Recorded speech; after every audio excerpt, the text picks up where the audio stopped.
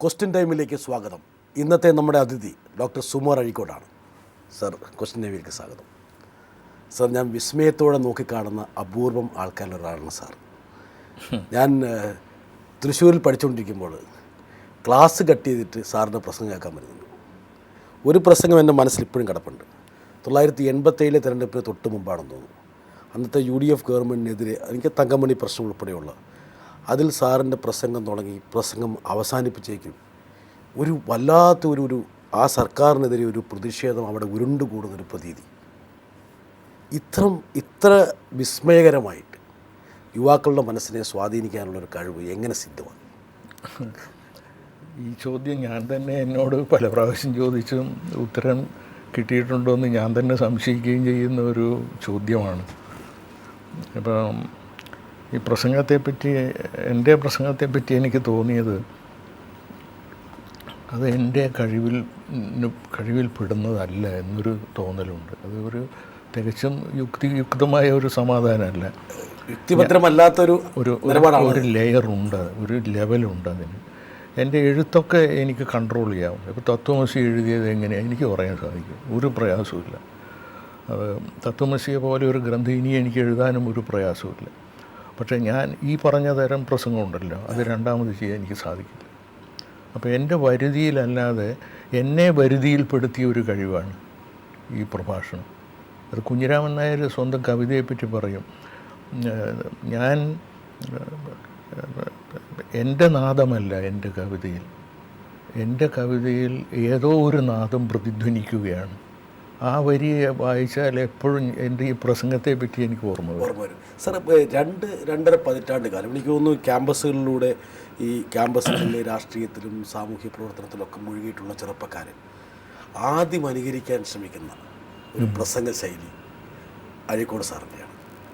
കുറച്ചൊക്കെ ഞാൻ ശ്രമിച്ചു നോക്കിയിട്ട് ഞാൻ പരാജയപ്പെട്ടു പോയിട്ടുണ്ട്, അതായത് തൃശ്ശൂർ കലാലയ രംഗത്ത് പ്രവർത്തിക്കുമ്പോൾ. അപ്പം ഇത്രയധികം യുവാക്കളുടെ മനസ്സിനെ സ്വാധീനിക്കാൻ കഴിഞ്ഞ ഒരു വ്യക്തി, ഞാൻ ഒരുപാട് ആൾക്കാരുടെ പ്രൊഫൈൽസിലൂടെ ഓടിച്ചു പോയപ്പോഴും കേരളത്തിൽ പ്രത്യക്ഷത്തിൽ ഏതെങ്കിലും പ്രസ്ഥാനത്തിൻ്റെ പിൻബലമോ അല്ലെങ്കിൽ അവരുടെ ഏതെങ്കിലും പിന്തുണയോ ഇല്ലാതെ ഒരു ഒറ്റയാൻ എന്ന രീതിയിൽ മുന്നോട്ട് പോകുന്ന ഒരു വ്യക്തിക്ക് ഇത്രയധികം സ്വാധീനം നമ്മുടെ ചെറുപ്പക്കാരുടെ മനസ്സിൽ ചെലുത്താൻ കഴിഞ്ഞിട്ടുണ്ടെന്നൊരു അത്ഭുതമാണ്. സാറ് ഈ ഒരു പ്രക്രിയയെക്കുറിച്ച് എപ്പോഴെങ്കിലും ബോധവാനായിട്ടുണ്ടോ?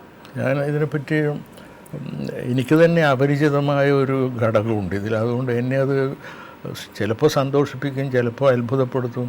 പക്ഷേ എപ്പോഴും അത് എന്നെ അസ്വസ്ഥനാക്കുന്ന ഒരു ഘടകമാണ്. എന്താ അസ്വസ്ഥനാക്കുന്നു എന്ന് വെച്ചാൽ, ഇത് എൻ്റെ പരിധിയിലല്ലെങ്കിൽ ഇത് എപ്പോഴാണ് എന്നിൽ നിന്ന് വിട്ടുപോകുക എന്നൊരു ഭയമുണ്ട്. വിട്ടുപോയാൽ എനിക്കതിനെ തിരിച്ചു കൊണ്ടുവരാനുള്ള കഴിവില്ല.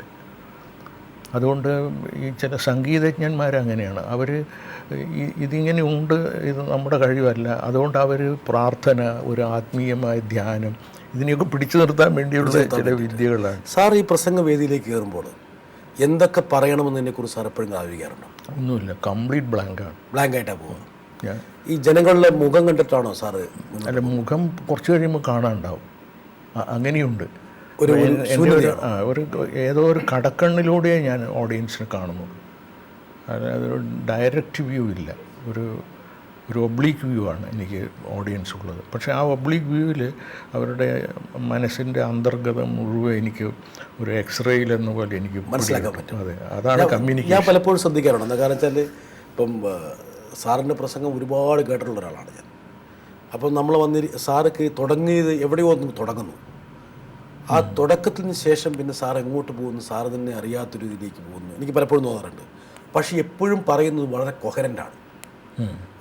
അതായത് അന്നത്തെ കാലിക യാഥാർത്ഥ്യത്തെ മുൻനിർത്തിക്കൊണ്ടുള്ള ഒരു പ്രസംഗമാണ്. ആ പ്രസംഗം കഴിയുമ്പോൾ വലിയൊരു നിർവൃതി സാറിൻ്റെ മുഖത്ത് വന്ന് നിൽക്കുന്നതായി കാണാം. സാറെന്താ തോന്നുന്നു പ്രസംഗം? അതൊക്കെ അതിൻ്റെ അർത്ഥം എൻ്റെ പ്രസംഗത്തെ എനിക്ക് സാധിച്ചതിലേറെ സൂക്ഷ്മമായി നിരീക്ഷിക്കാനും അപഗ്രഥിക്കാനും കഴിഞ്ഞ ഒരാളുടെ മുമ്പിലാണ് ഞാനിപ്പോൾ ഇരിക്കുന്നത്. തീർച്ചയായിട്ടും. അപ്പോൾ അത് വളരെ ശരിയാണ്. അത് അത്യുന്നതമായ ഒരു കലയുടെ ഒരു മേഖലയിലാണ് ഈ പ്രസംഗിക്കുന്ന ചില ഘട്ടത്തിൽ ഞാൻ എത്തുന്നത്. എനിക്ക് തന്നെ അത്ഭുതമാണ് ചില റിയാക്ഷൻസ്. ഞാൻ ഒരാളെ കണ്ടിട്ടുണ്ട്, ഞാൻ 1.5 മണിക്കൂർ സംസാരിക്കുമ്പോൾ ഈ മനുഷ്യൻ ഈ എഡ്ജ് ഇങ്ങനെയാണ് ഇയാൾ അതുപോലെ എൻ്റെ ഒരു സ്റ്റുഡൻറ്റ് പ്രസംഗിച്ച് കഴിഞ്ഞതിന് ശേഷം എൻ്റെ അടുത്ത് വന്നിട്ട് പറഞ്ഞു, പക്ഷേ കഴിഞ്ഞ അരമണിക്കൂർ എനിക്ക് നെഞ്ചുവേദന സഹിക്കാൻ കഴിയാത്ത വേദനയായിരുന്നു, ഇപ്പോഴും അത് തുടരുന്നു. NP മുഹമ്മദ് പറഞ്ഞത് ഇതൊക്കെ ആക്ച്വലാണ്. എനിക്ക് തോന്നുന്നു ലോകത്തിലൊരു പ്രഭാഷകന് ഇങ്ങനെ ഇങ്ങനൊരു അംഗീകാരം കിട്ടിയിട്ടുണ്ട്, അനുഭവം ഉണ്ടാവില്ല എന്ന് എനിക്ക് തോന്നുന്നു. NP ഞാൻ കാലിക്കറ്റ് ടൗൺ ഹാളിൽ നമ്മുടെ മൊയ്ത് മൗലവിയുടെ അവരുടെ ഏതോ 80 വയസ്സോ മറ്റോ, അന്ന് ഞാനൊരു പ്രസംഗം ചെയ്തിട്ട് ഇപ്പോൾ രാത്രി NP വീട്ടിൽ എന്നെ അവിടെ ഞങ്ങളെപ്പോഴും അവിടെ നിന്ന് ഭക്ഷണം കഴിക്കും. അപ്പോൾ ഇവൻ എന്നോട് പറയാണ്, അഴീക്കോടെ തൻ്റെ പ്രസംഗം എൻ്റെ കൈ നോക്ക്, ഇപ്പോഴും ഈ രോമം എഴുന്നു പിടിച്ചിരിക്കുകയാണ്. അതൊരു അത്ഭുതമാണ്. അപ്പം ഞാൻ പറഞ്ഞത് അത് എനിക്കും അത്ഭുതമാണ്. അത് എൻ്റെ ഏതോ എനിക്ക് അജ്ഞാതമായ ഒരാഴത്തിലേക്ക് എനിക്ക് പോകാൻ സാധിക്കുന്നുണ്ട്, തിരിച്ചു വരാനും കഴിയുന്നുണ്ട്. അതാണ് എന്നെ ഭയപ്പെടുത്തുന്നത്. എപ്പോഴാണ് ഇത് എൻ്റെ കയ്യിൽ നിന്ന് ഈ ഒരു സിദ്ധി എപ്പം നഷ്ടപ്പെടും എന്നുള്ളതിനെ കുറിച്ച് വ്യാകുലതയുണ്ടോ സാർ? അല്ല, ഒന്നുമില്ല. പക്ഷേ യുക്തിപൂർവ്വം ചിലപ്പോൾ ഞാൻ ചിന്തിക്കുമ്പോൾ ഇത് പോയാൽ എന്താ ചെയ്യാമെന്ന് എനിക്കൊരു, പക്ഷേ ഞാനൊരു 60 കൊല്ലമായിട്ട് പ്ലാറ്റ്ഫോമിൽ കയറിയ ആളെ നോക്കി, പിന്നെ ഇൻസ്റ്റൻറ്റ് എന്താ പറയുക മോട്ടിവേഷനാണ്. It's a question ultimately of motivation. അതെ. ആ മോട്ടിവേഷന് എനിക്ക് വലിയ പെട്ടെന്ന് എനിക്ക് മോട്ടിവേറ്റഡ് ആകും. സാർ, നമ്മളൊക്കെ ഇപ്പം അല്പസ്വല്പം പ്രസംഗത്തിനൊക്കെ പോകുന്നൊരു പതിവ് നമുക്കുണ്ടെങ്കിലും നമ്മൾ പോകുന്നതിന് മുമ്പ് പറയേണ്ട കാര്യങ്ങളെക്കുറിച്ചൊരു ചെറിയൊരു കുറിപ്പടി തയ്യാറാക്കും. അതായത് ഇന്ന പോയിൻറ്റ്സൊക്കെയാണ് പറയാൻ പറ്റുന്നത്, ഇന്ന പോയിൻറ്റ്സ് പറഞ്ഞാൽ ശരിയാകില്ല. ഇവിടെ ഇപ്പോൾ ഒരു കോളേജ് യൂണിയൻ്റെ ഒരു പരിപാടിക്ക് പോകണം, ഈ രീതിയിൽ സംസാരിക്കണം, വിദ്യാർത്ഥി രാഷ്ട്രീയത്തെക്കുറിച്ച് സംസാരിക്കണം, അല്ലെങ്കിൽ പക്ഷെ സാറ് ഒരിക്കലും ഏതെങ്കിലും ഒരു നിശ്ചിത അളവ് പോലും വെച്ചിട്ട് ഒരു പ്രസംഗത്തെ സമീപിക്കുന്നത് ഞാൻ കണ്ടിട്ടില്ല. അല്ല, അത് എന്തുകൊണ്ടാണെന്ന് വെച്ചാൽ ഞാനും ആദ്യമൊക്കെ ചില കുറിപ്പുകൾ എഴുതാൻ ശ്രമിച്ചിരുന്നു. പിന്നെ എനിക്ക് തോന്നി ഞാൻ ബോധപൂർവ്വം എഴുതുന്ന കുറിപ്പിലും നല്ലത് എൻ്റെ അബോധ മനസ്സെ എൻ്റെ ബോധത്തെക്കാളും കഴിവുള്ളതാണ്. അതുകൊണ്ട് അതിന് സ്വാതന്ത്ര്യം കൊടുക്കുക, അബോധ മനസ്സിന് ഞാൻ സ്വാതന്ത്ര്യം കൊടുക്കുക. അത് എന്നെ ഇതുവരെ വഞ്ചിച്ചിട്ടില്ല. ഇപ്പോൾ ഡൽഹിയിൽ തന്നെ ഞാൻ നാഷണൽ ബുക്ക് ട്രസ്റ്റ് ചെയർമാനാകുമ്പോൾ ലോക ബുക്ക് ഫെയർ ഉണ്ടല്ലോ, വേൾഡ് ബുക്ക് ഫെയർ. അതെ. അപ്പം ഞാൻ 2 അതിൽ 1ാമത്തെ തവണ അർജുൻ സിംഗ് ആയിരുന്നു അന്ന്.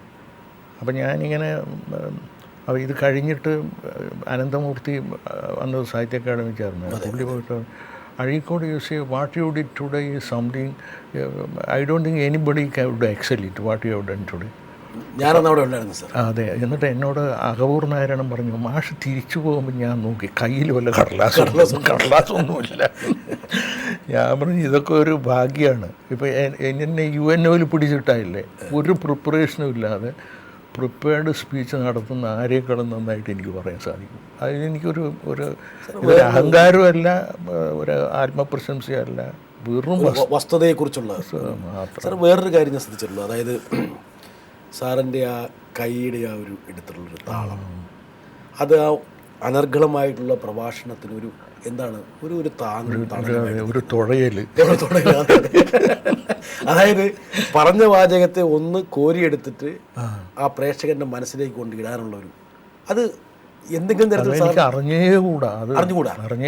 ഞാനാണോ സാറിനോട് ആദ്യം പറയുന്നത്? അല്ല, എന്നോട് ആദ്യം പറഞ്ഞത് മാധവിക്കുട്ടിയാണ്. മാധവിക്കുട്ടി പറഞ്ഞു, ഇത് എന്ത് സ്പീഡിലായി ഈ കൈ ഇങ്ങനെ പോകുന്നു, ആളുകൾ പലപ്പോഴും കയ്യാ നോക്കുന്നത് പ്രസംഗത്തെക്കാൾ എന്നൊരു തമാശയായിട്ട് പറഞ്ഞു.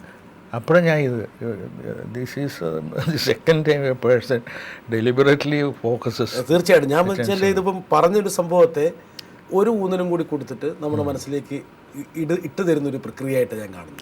ചിലപ്പോൾ സാറിന് അതിനെക്കുറിച്ചൊരു ബോധം ഉണ്ടാവില്ല. സാറേ, ഇപ്പം ഇത്രയും കാലത്തിനിടയിൽ എനിക്ക് തോന്നുന്നു 6 പതിറ്റാണ്ടായിട്ട് സാറ് ഈ പ്രസംഗ കലയിൽ എന്താ പറയണ്ടേ, ഇന്ന് കേരളത്തിലെ ഒരു ചക്രവർത്തി ഇതുകൊണ്ട് വിശേഷിപ്പിക്കാവുന്നതാണ്. തനതായ ഒരു ശൈലി. എത്ര വേദികളിൽ സാർ പ്രസംഗിച്ചിട്ടുണ്ടാവും? അങ്ങനെ വല്ലോ കണക്കുണ്ടോ? ഞാൻ ഏകദേശം ഒരു റഫ് എസ്റ്റിമേറ്റ് ഒരു 12,000-നും 15,000-നും ഇടയിൽ പ്രസംഗിച്ച് കാണും. ഇതിലേതെങ്കിലും ഒരു അവിസ്മരണീയമായ സ്റ്റേജ് എന്നുള്ളത്? അവിസ്മരണീയമായിട്ട് എത്രയോ ഉണ്ട്. അത് മാത്രം എഴുതിയാൽ ഒരു 500-600 പേജുള്ള പുസ്തകം എഴുതാനുണ്ട്. ഞാൻ എഴുതിയെന്ന് വരും ചിലപ്പോൾ. എൻ്റെ ആത്മകഥയെക്കാളേറെ ആൾ വായിച്ച് രസിക്കുക ഇത് വായിച്ചിട്ടായിരിക്കും. അവരെല്ലാം ഇതിൽ ഏതെങ്കിലും ഘട്ടത്തിൽ ഇവർ പങ്കാളിയായിട്ടുണ്ടാവും. ഇപ്പോൾ ഉദാഹരണത്തിന് ഞാനിവിടെ ഒരു PN പണിക്കരുള്ള കാലത്ത് ഗ്രന്ഥശാല സംഘത്തിൻ്റെ ഒരു വാർഷികം. അപ്പം ഗവൺമെൻറ് ട്രെയിനിങ് കോളേജിൻ്റെ ഹാളിൻ്റെ മുമ്പിലൊരു ക്വാഡ്രാങ്കിളുണ്ട്, അവിടെയാണ്. അപ്പോൾ ലക്ഷ്മിയൻ മേനോൻ ഇവരൊക്കെ വന്ന യോഗമാണ്. ഞാനന്നൊരു പ്രസംഗം ചെയ്തു, ഒരു പ്രൊവക്കേഷനും ഇല്ല. I think it must be one of the best in my career. അത് കഴിഞ്ഞിട്ട് 2-3 തെളിവ്. ഞാൻ ഇറങ്ങുമ്പോഴേക്ക് ഒരു 5-10 കോളേജ് പാൻറ്റിട്ട കുട്ടികളും പെൺകുട്ടികളും വന്നിട്ട് എൻ്റെ മുമ്പിൽ സാഷ്ടാംഗം പ്രണമിച്ചു. അവരെന്താ ചെയ്യുന്നതെന്ന് അവർക്ക് അറിഞ്ഞുകൂടാ. അത് കഴിഞ്ഞിട്ട് ഇത് ഡോക്ടർ മാധവൻകുട്ടി അങ്ങോട്ട് പറഞ്ഞു, ഞാൻ ഇങ്ങനെയൊരു പ്രസംഗം അടുത്ത കാലത്തൊന്നും ഞാൻ കേട്ടിട്ടില്ല. അവർക്ക് വാക്കില്ല പറയാൻ. അതുപോലെ ഞാൻ ഈ വേൾഡ് മലയാളം കോൺഫറൻസിന് ഞാൻ ഇവിടെ ഒരു പ്രസംഗം ചെയ്തിരുന്നു. അപ്പോൾ അന്നത്തെ വിശേഷം 10,000 ആളുണ്ടായിരുന്നു. പിന്നെ ലോകത്തിലെ വലിയ സ്കോളേഴ്സ് ഒരുപാട്, നമ്മുടെ AL ബഷ, wonder that was India എഴുതിയ, ഓസ്ട്രേലിയൻ യൂണിവേഴ്സിറ്റിയുടെ അങ്ങൊരു ജപ്പാനിൽ നിന്ന് കുറേ സ്കോളേഴ്സ്, ചെലിഷേവ് വന്നിരുന്നു അക്കാഡമീഷ്യൻ.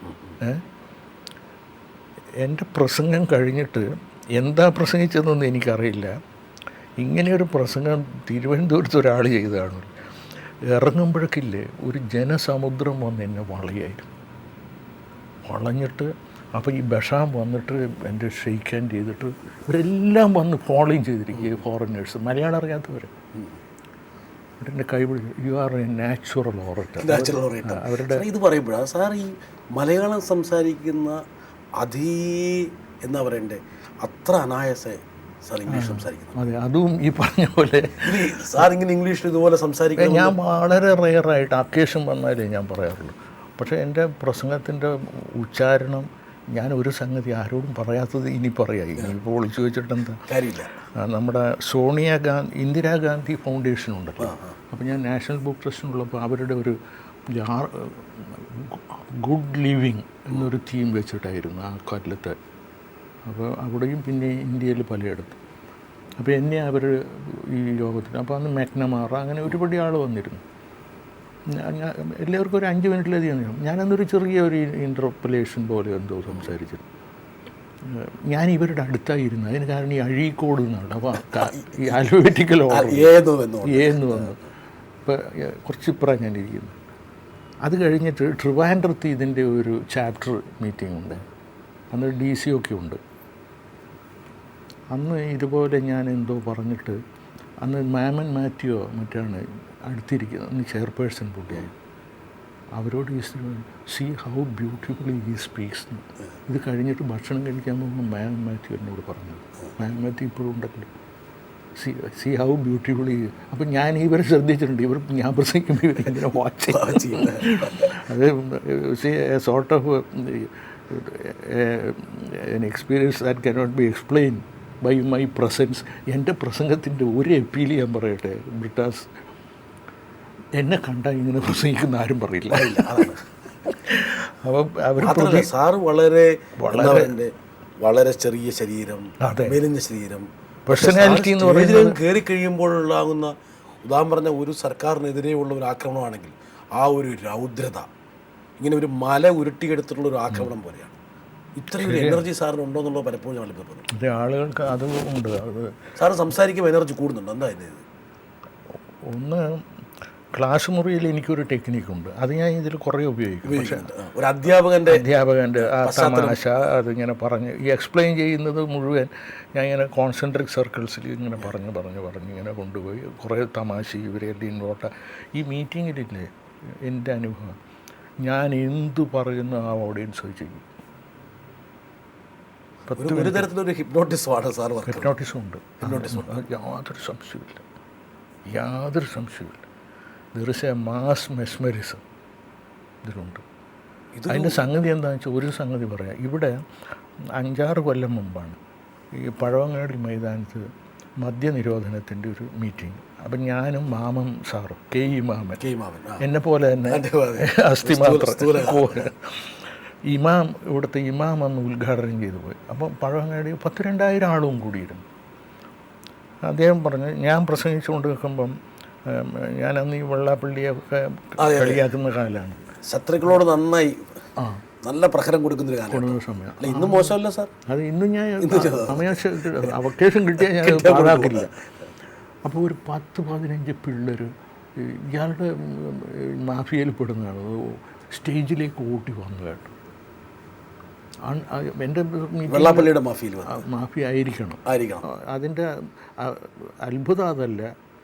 അത്ഭുതം ഇത് ഒരു സ്റ്റേജ് അടുക്കാറാകുമ്പോൾ പിറകിൽ നിന്നൊരു 10-25 കുട്ടികൾ ഓട്ടി വന്നിട്ട് ഇവരുടെ അടിച്ച്, ഇത് ടി വിയിൽ വന്നതല്ലേ, മീറ്റിങ്ങിലുള്ള ടി വിയിൽ പോലീസിൻ്റെ മുമ്പിലൂടെ ഇവരെ അടിച്ച് ഓടിക്കുക. എന്നിട്ട് വെള്ളാപ്പള്ളിക്ക് പിറ്റേന്ന് സ്റ്റേറ്റ്മെൻറ്റ് ഇറക്കേണ്ടി വന്നു, ഈ ആക്രമിച്ചവരെ എൻ്റെ ആളുകളല്ല. അപ്പോൾ തിരുവനന്തപുരത്തെ ഓഡിയൻസിൽ ഒരു വിഭാഗം പ്രസംഗിക്കുന്ന ഒരാളെ രക്ഷിക്കാൻ വേണ്ടി യാതൊരു പാർട്ടിയിൽ പെടുന്നതൊന്നുമല്ല, അവർ ഏക മനസ്സോടുകൂടെ അവർ വന്ന് പ്രവർത്തിക്കുക എന്നുള്ളത് എനിക്ക് വിശ്വസിക്കാൻ വയ്യ കേട്ടോ. ഇന്ന് കേരളത്തിലെ ഏറ്റവും സെലിബ്രേറ്റഡ് ബാച്ചിലർ പറയാവുന്ന ഒരാൾ അഴീക്കോട് സാറാണ്. ബാച്ചിലർ ഹോട്ടലിൽ ഒരു എൻജോയ്മെൻറ്റ് കാണുന്നുണ്ട്. ഒരു തമാശ, ടി വി ചാനലുകളോട് ആൻ്റണി മുഖ്യമന്ത്രിയായ കുറേ മുമ്പ്, അന്ന് ഏതാ ഫങ്ഷൻ തിരുവനന്തപുരം, അപ്പോൾ അന്ന് ശങ്കരനാരായണനും ഉണ്ട്. ശങ്കരനാരായണനും അന്ന് കല്യാണം കഴിച്ചിട്ടില്ല, ആൻ്റണിയും കഴിച്ചിട്ടില്ല. അപ്പോൾ ഞാൻ പറഞ്ഞു ഇത് ഒരു അവിവാഹിതരുടെ മട എന്ന് പറയും. അതുപോലെ ഈ പ്ലാറ്റ്ഫോം ഇവരൊക്കെ ഇനിയും എൻ്റെ കൂടെ തന്നെ ഉണ്ടാകും. കുറച്ച് കഴിഞ്ഞപ്പോൾ രണ്ടാളും ഞാനിപ്പോൾ ഒറ്റയ്ക്കാണ്, പിന്നെ ചെറിയ ഫിലിപ്പേ ഉള്ളൂ. ചെറിയ ഫിലിപ്പൊക്കെ ഉള്ളൂ സാർ. ഇതിലൊരു പിന്നെ കല്യാണം കഴിച്ച ആൾക്കാർ കഴിച്ചു കഴിഞ്ഞ ശേഷം പറയാം ഇത് വേണ്ടിയിരുന്നില്ല എന്ന് ചിന്തിക്കുന്ന ഒരുപാട് കല്യാണം കഴിച്ച ആൾക്കാരുണ്ട്. സാറിന് ഈ ബാച്ചിലർഹുഡിൽ എപ്പോഴെങ്കിലും ഈ ഒരു ബാച്ചിലറായി നിന്ന് ഇതിൻ്റെ ചെറിയൊരു വിഷമം ഇല്ല? എനിക്ക് തോന്നും മിക്കവർക്കും. ഉദാഹരണത്തിന് കുറ്റിപ്പുഴ കൃഷ്ണപിള്ള സാറ് കല്യാണം കഴിക്കാത്ത ആളാണ്, പക്ഷെ പുള്ളിക്ക് നല്ല ഭക്ഷണം വേണം പുള്ളിക്ക്. അപ്പോൾ അതില്ലാത്തപ്പോൾ പുള്ളി ഇതിനെപ്പറ്റിയൊക്കെ ഇങ്ങനെ പറയും, എല്ലാം തുറന്നു പറയുന്ന ആളാണ്. പക്ഷേ എനിക്ക് ഒരു കാരണം, എനിക്ക് ഈ ഒരാഗ്രഹവും ഇല്ലാത്തൊരുത്തരാണ് ഞാൻ ജീവിതത്തിൽ. സാറിന് ഭക്ഷണത്തോട് ഒരു താല്പര്യമില്ല? ഭക്ഷണത്തോട് വളരെ കുറച്ച് കഴിച്ചാൽ നല്ല ഭക്ഷണം ചീത്ത ഒന്ന്. എൻ്റെ വളരെക്കാലം ഉണ്ണിനായർ എന്ന് പറഞ്ഞൊരു പുള്ളിയെ പറ്റി പത്രങ്ങളിലൊക്കെ ഒരുപാട് വന്നിരുന്നു. അപ്പം അങ്ങനെ ഞാൻ അവിടുന്ന് പുറത്തു പോകുന്ന സമയത്ത് ഉണ്ണിനായർക്കും എനിക്കും സന്തോഷമാണെന്ന് ഞാൻ അന്ന് പറഞ്ഞിരുന്നു. കാരണം ഉണ്ണിനായർ വിചാരിക്കും സാറ് ഇന്ന് വെളിയിൽ നിന്ന് നല്ല ഭക്ഷണം കഴിക്കുമല്ലോ. ഞാനും വിചാരിക്കും ഉണ്ണിനായരുടെ മോശം ഭക്ഷണത്തിൽ നിന്ന് എനിക്കിന്നൊരു സ്വാതന്ത്ര്യം കിട്ടിയല്ലോ. പക്ഷേ അത് എനിക്കൊരു പ്രോബ്ലം അല്ല ഭക്ഷണം.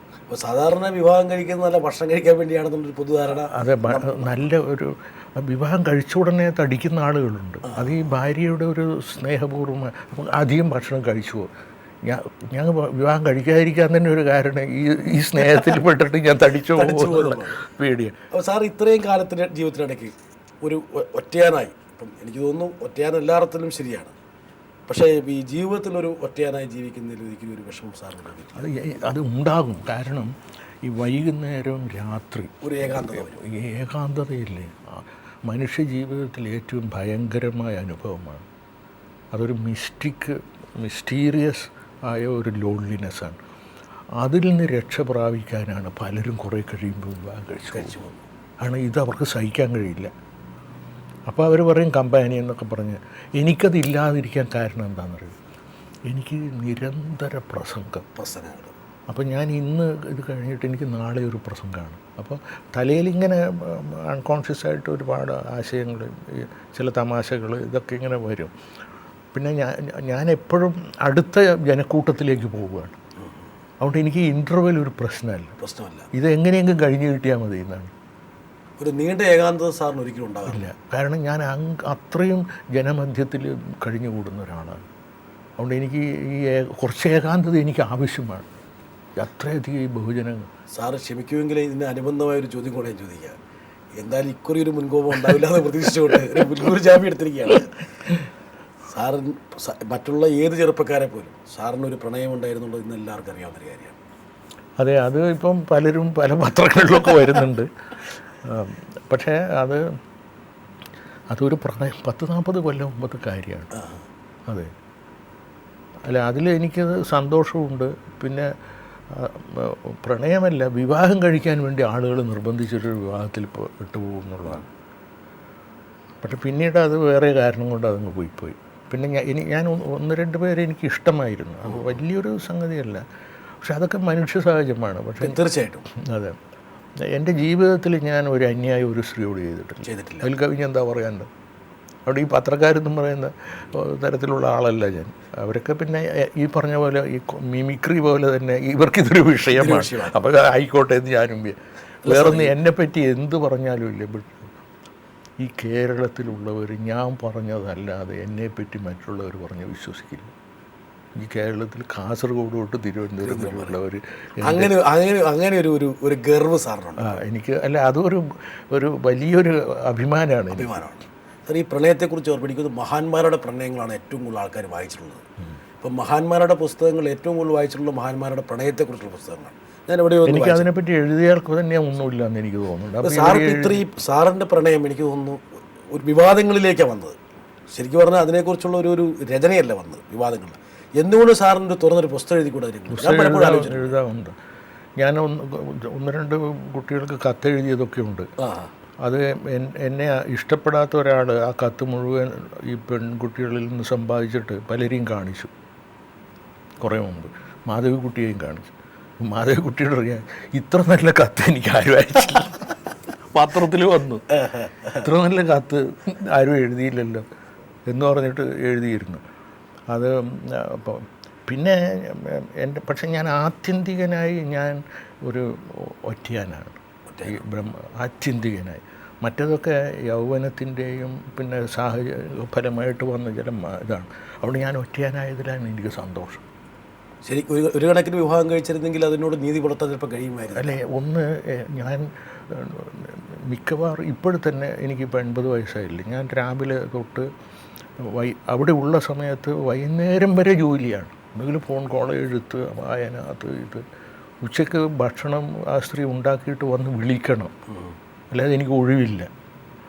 അപ്പോൾ ഇത് ഒരു പെൺകുട്ടി എത്ര സഹിക്കും എന്നുള്ളത് എനിക്ക് അറിഞ്ഞുകൂടാ. ഞാനാണെങ്കിൽ ഭയങ്കര ദേഷ്യമാണ്.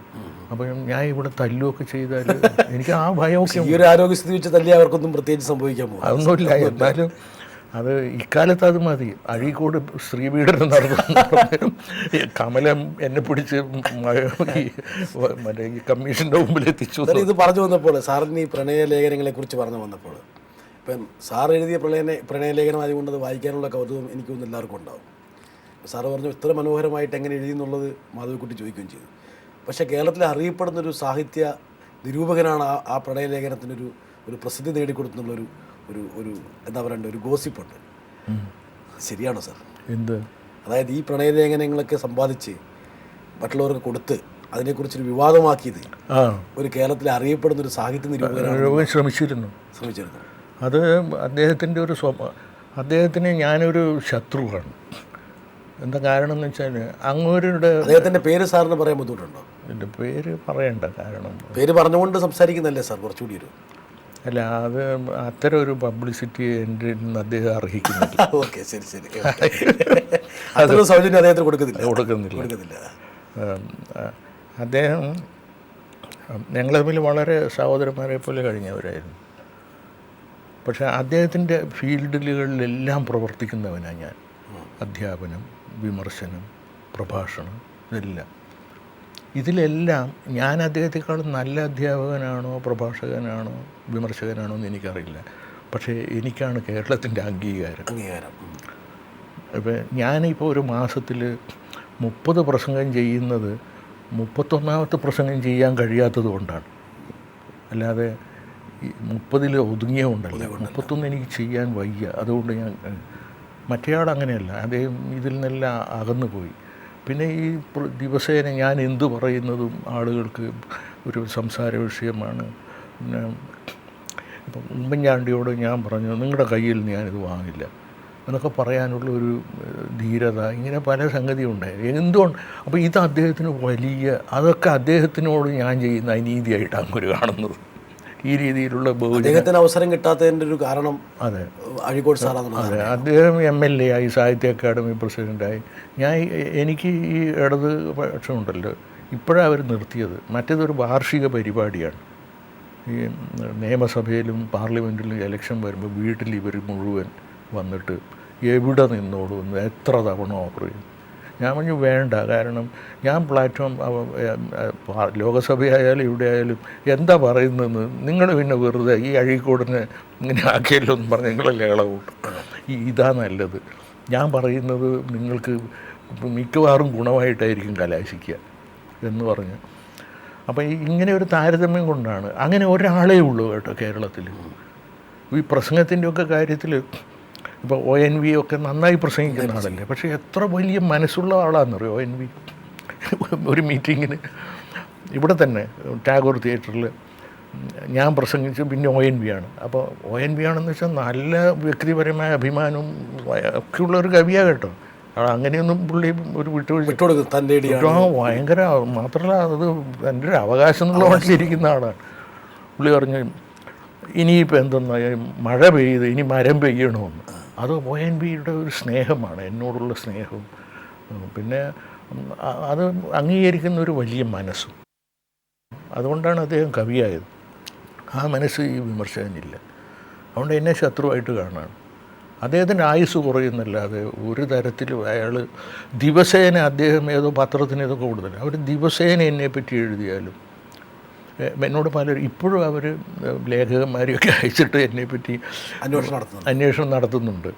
കാലിക്കറ്റ് യൂണിവേഴ്സിറ്റിയിൽ ഞാൻ ആരെങ്കിലും ചീത്ത പറഞ്ഞോ മറ്റത് ഇങ്ങനെ പലതും. ഞാൻ പറഞ്ഞു ദിവസേന എഴുതിക്കോട്ടെ, ആളുകൾക്കറിയാം ഞാൻ ദേഷ്യപ്പെടുന്നവനാണ് ചീത്ത. ഇത് കാരണം ഞാൻ ഇത് മുഴുവൻ ഞാൻ തുറന്ന് ഞാൻ പ്ലാറ്റ്ഫോമിൽ വെച്ച് പറഞ്ഞതാണ്. പ്ലാറ്റ്ഫോമിൽ വെച്ച് ആളുകൾ ഒന്ന് ചുമച്ചിട്ട് ഞാൻ ദേഷ്യപ്പെട്ടിട്ടുണ്ട്. തനിക്കെന്തെന്നാ വീട്ടിൽ നിന്ന് ഇതൊക്കെ കഴിച്ചു വന്നാൽ പോയി. ആളുകൾ പറഞ്ഞു സാറേ ഇത് കരുതി കൂട്ടി ആരെങ്കിലും ചുമയ്ക്കോ. ഇതൊക്കെ പറഞ്ഞ ശേഷം വഴിക്കോട് സാറേ തോന്നുന്നു ഇത് ഇത് കഴിഞ്ഞതിന് ശേഷം എനിക്ക് തമാശ തോന്നുന്നു, ആളും ചിരിക്കും. നമ്മൾ നേരത്തെ ഒരു കാര്യം പറഞ്ഞു, എന്തായാലും ഇത്രയും ആൾക്കാർ ഇത്രയും ക്യൂരിയോസിറ്റി എന്നെ പ്രണയത്തെക്കുറിച്ച് ആൾക്കാർ കാണിച്ചതിന് ആ പ്രണയത്തെക്കുറിച്ച് നല്ലൊരു പുസ്തകം തന്നെ എഴുതുന്നൊരു പുസ്തകം അതിനെപ്പറ്റി എഴുതാം, വാസ്തവത്തിൽ എഴുതാവുന്നതാണ്. എൻ്റെ മനസ്സിൻ്റെ ഒരു ഭാഗം നന്നായിട്ട് എനിക്ക് എഴുതാം. അതല്ല എനിക്ക് നല്ല ഓർമ്മയുള്ളതാണ്. നല്ല ഓർമ്മയുണ്ട്, അത് നല്ല ഓർമ്മയുണ്ട്. ഒരു പുസ്തകം അതേക്കുറിച്ച് പിന്നെ ഒരു കളവ് പറയേണ്ട കാര്യമില്ല. ഞാനിപ്പോൾ ആരെയും വഞ്ചിച്ചിട്ടില്ല, ഒന്നുമില്ല. പിന്നെ എന്തിനാ കളവ് പറയുന്നത്? പിന്നെ ഈ പറഞ്ഞ പോലെ ഞാനിപ്പോഴും അവിവാഹിതന്, എനിക്ക് ആരെയും പ്രണയിക്കാൻ എനിക്ക് സ്വാതന്ത്ര്യമുണ്ട്. ആരെ പാടില്ല. ആരെങ്കിലും ഈ അടുത്ത കാലത്ത് പ്രണയാഭ്യർത്ഥനയായി വന്നു സാർ? ഉണ്ട്. വിശ്വസിക്കാൻ വയ്യ, ശരിക്കും വിശ്വസിക്കാൻ. അവളുടെ കല്യാണം കഴിഞ്ഞ ആഴ്ച കഴിഞ്ഞു. അപ്പോൾ എത്ര പ്രായം കുറഞ്ഞായിരിക്കുന്നു. അവൾ ഒരു തവണ വീട്ടിൽ വന്നു. അപ്പോൾ ഞാൻ അവളോട് പറഞ്ഞു വീട്ടിൽ വരണ്ട നീ. നല്ല സ്മാർട്ട് ഗേളാണ്, നല്ല കുട്ടി, നല്ല അറിവും. എറണാകുളത്തൊരു മീറ്റിംഗ്, ഇന്ന് വിശ്വസിക്കാൻ വയ്യ കേട്ടോ. ഞാൻ പറഞ്ഞു നിനക്ക് തലക്ക് സൂക്കേടുണ്ടോ? അപ്പോൾ ഇവള് പറഞ്ഞു എനിക്കൊരു എല്ലാം കളവാണ്, അഭിമുഖം ഏതോ മംഗളത്തിൻ്റെ മറ്റേ. ഞാൻ പറഞ്ഞു മംഗളമല്ല, ടൈംസ് ഓഫ് ഇന്ത്യ ആയാലും എനിക്ക് ഇതിൻ്റെ അഭിമുഖം വേണ്ടത്. അപ്പോൾ നമ്മുടെ ഡ്രൈവർ സുരേഷിനെ അവിടെ എറണാകുളത്ത് വെച്ച് കണ്ടതാണ്. ഇവള് 2 മാസം മുമ്പ് വീട്ടിൽ ഉച്ചക്ക് കയറി വന്നാണ്. എനിക്കങ്ങില്ലേ തീപിടിച്ച പോലെ ദേഷ്യം വന്നു. ഞാൻ പറഞ്ഞു എട്ടി നിന്നോട് ആരായി വിടാം, ഇറങ്ങട്ടി വെളിയിലേക്ക്. അവൾ പേടിച്ചു പോയി. എന്നിട്ട് അവൾ ഇറങ്ങി. ആളെല്ലാം കേൾക്കുന്നുണ്ട്, എനിക്കതിലൊന്നും ഒരു മടിയില്ല. നമ്മൾ ഇറങ്ങും, ഗേറ്റ്. അവരുടെ ആഗ്രഹം സാറിനെ വിവാഹം കഴിക്കണം അങ്ങനെയൊന്നുമില്ല. അവൾക്ക് ഭയങ്കര സ്നേഹമാണ്. അത് എന്താണ് ഉദ്ദേശം അറിയില്ല. പക്ഷെ അത് വളരെ നൈർമല്യത്തോടുള്ളൊരു സ്നേഹമായിരിക്കില്ലേ സാർ? ഭയങ്കര അല്ല, ഇതെല്ലാം മനസ്സിലാക്കിയിട്ടാണ്. അപ്പോൾ എന്താണതിന് പിന്നെ നമുക്ക് ഇത് സമൂഹ ജീവിതമായിട്ടൊക്കെ ബന്ധപ്പെട്ടാണ്. അപ്പം നമുക്കിത് എക്സ്പെരിമെൻ്റ് ചെയ്യാൻ വയ്യ. ഇതെന്താ നമ്മളിവിടെ വിളിച്ചിട്ട് ഇതൊക്കെ ചോദിച്ചാൽ. അപ്പോൾ അവിടെ ഒരു വേലയ്ക്ക് നിൽക്കുന്ന കുക്കുണ്ട്. അവിടെ ഒരു നല്ല കുറച്ച് പ്രായമുള്ള പ്രായമുള്ള ഞാനീ ഇവിടെ ഓടിച്ച് റോട്ടിലെത്തിച്ച്. അപ്പം അടുത്തടുത്ത് വീടാണ് മുൻവശത്ത്. പെണ്ണ് പോയി. എന്നിട്ട് ഇവിടെ നമ്മുടെ ഡ്രൈവറോട് പറയും, വല്ലാത്ത ധൈര്യം വേണം ഈ നട്ടുച്ചയ്ക്ക് ആളുകൾക്ക് ഒരു പെണ്ണ് വീട്ടിൽ വന്നിട്ട് അടിച്ച് ഓടിച്ചു. ഞാനിവിടെ ചെന്നപ്പോൾ ഇവരുടെ അച്ഛൻ, ഇവരുടെ അനുജൻ എല്ലാം വന്നിരിക്കുന്നു പ്രസംഗിക്കാൻ. ഇത് കഴിഞ്ഞിട്ട് ഇവളെ എൻ്റെ അടുത്ത് വന്ന് വർത്താനം പറഞ്ഞു, ഞാനും വർത്താനം പറഞ്ഞു. എന്നിട്ട് ഈ ചെക്കൻ പറയും, സഹോദരിക്ക് മാഷോട് ഭയങ്കര സ്നേഹമാണ്, അവളെ വേദനിപ്പിക്കരുതെന്ന്. ഓ ശരി. ആ കുട്ടി പറയും. സാറ് ഞെട്ടിയോ? അപ്പം ഞാൻ പറഞ്ഞു അവൾക്ക് ഉടനെ തന്നെ ഒരു കല്യാണം കഴിച്ചു. പക്ഷെ എനിക്കിത് മനസ്സിലാവുന്നില്ല എന്താ. ഞാൻ പറഞ്ഞു എന്നെ ഈ പ്രായത്തിൽ സ്നേഹിക്കാൻ 80 വയസ്സിലും പ്രേമിക്കാൻ. പക്ഷേ സാറ് ചെറുപ്പക്കാരുടെ മനസ്സിൽ ചെലുത്തുന്നൊരു സ്വാധീനമാണത്. അതിനെ പോസിറ്റീവായിട്ട് ഞാൻ കാണുന്നത്. അതേ ഒരു തവണ കരിവെള്ളൂരിൽ, അപ്പോൾ അവിടെ ഇടതിൻ്റെ ഒരു കേന്ദ്രമാണ്, ഒരു വായനശാലയുടെ യോഗത്തിന് മഴക്കാലമാണ്. മീറ്റിംഗ് തുടങ്ങുന്ന സമയത്ത് മഴ പെയ്തതിന് കണക്കൊന്നുമില്ല. അപ്പോൾ ഇവർ സ്കൂളിൻ്റെ വറാന്തയിലും ഒക്കെ ആയിട്ട് ഇങ്ങനെ നിന്നു. അപ്പോൾ ഞാൻ ഇങ്ങനെ പ്രസംഗിക്കുന്നു, മുമ്പിൽ 3 ചെറുപ്പക്കാർ കുട്ടികൾ, മഴ മുഴുവൻ പ്രസംഗം. ഞാൻ ഒരു അരമണിക്കൂർ ഇവർ മഴ പെയ്തത് അറിഞ്ഞില്ല എന്ന്. എനിക്കിത് ഞാൻ അവരെ മീറ്റിംഗ് കഴിഞ്ഞിട്ട് പിന്നെ ഞാൻ അവരോട് സംസാരിച്ചില്ല. എനിക്ക് അവരെ പേടിയായി. ഈ മഴയിൽ നനഞ്ഞിട്ട് പ്രസംഗം കേൾക്കുന്നു. അപ്പോൾ എന്തൊരു അഗ്നിയാണ് അവരുടെ ഉള്ളിലുള്ളത്. ഈ പ്രണയമൊക്കെ കാണും, ഈ പെൺകുട്ടികളുടെ ചെറിയ പ്രായത്തിലുള്ള പെൺകുട്ടികളുടെ പ്രണയം കാണും, സാറ് പേടിയുണ്ടാവും. അത് എനിക്ക് സത്യം നിലവിലുള്ളൊരു സാമൂഹ്യാവസ്ഥ അതാണ്.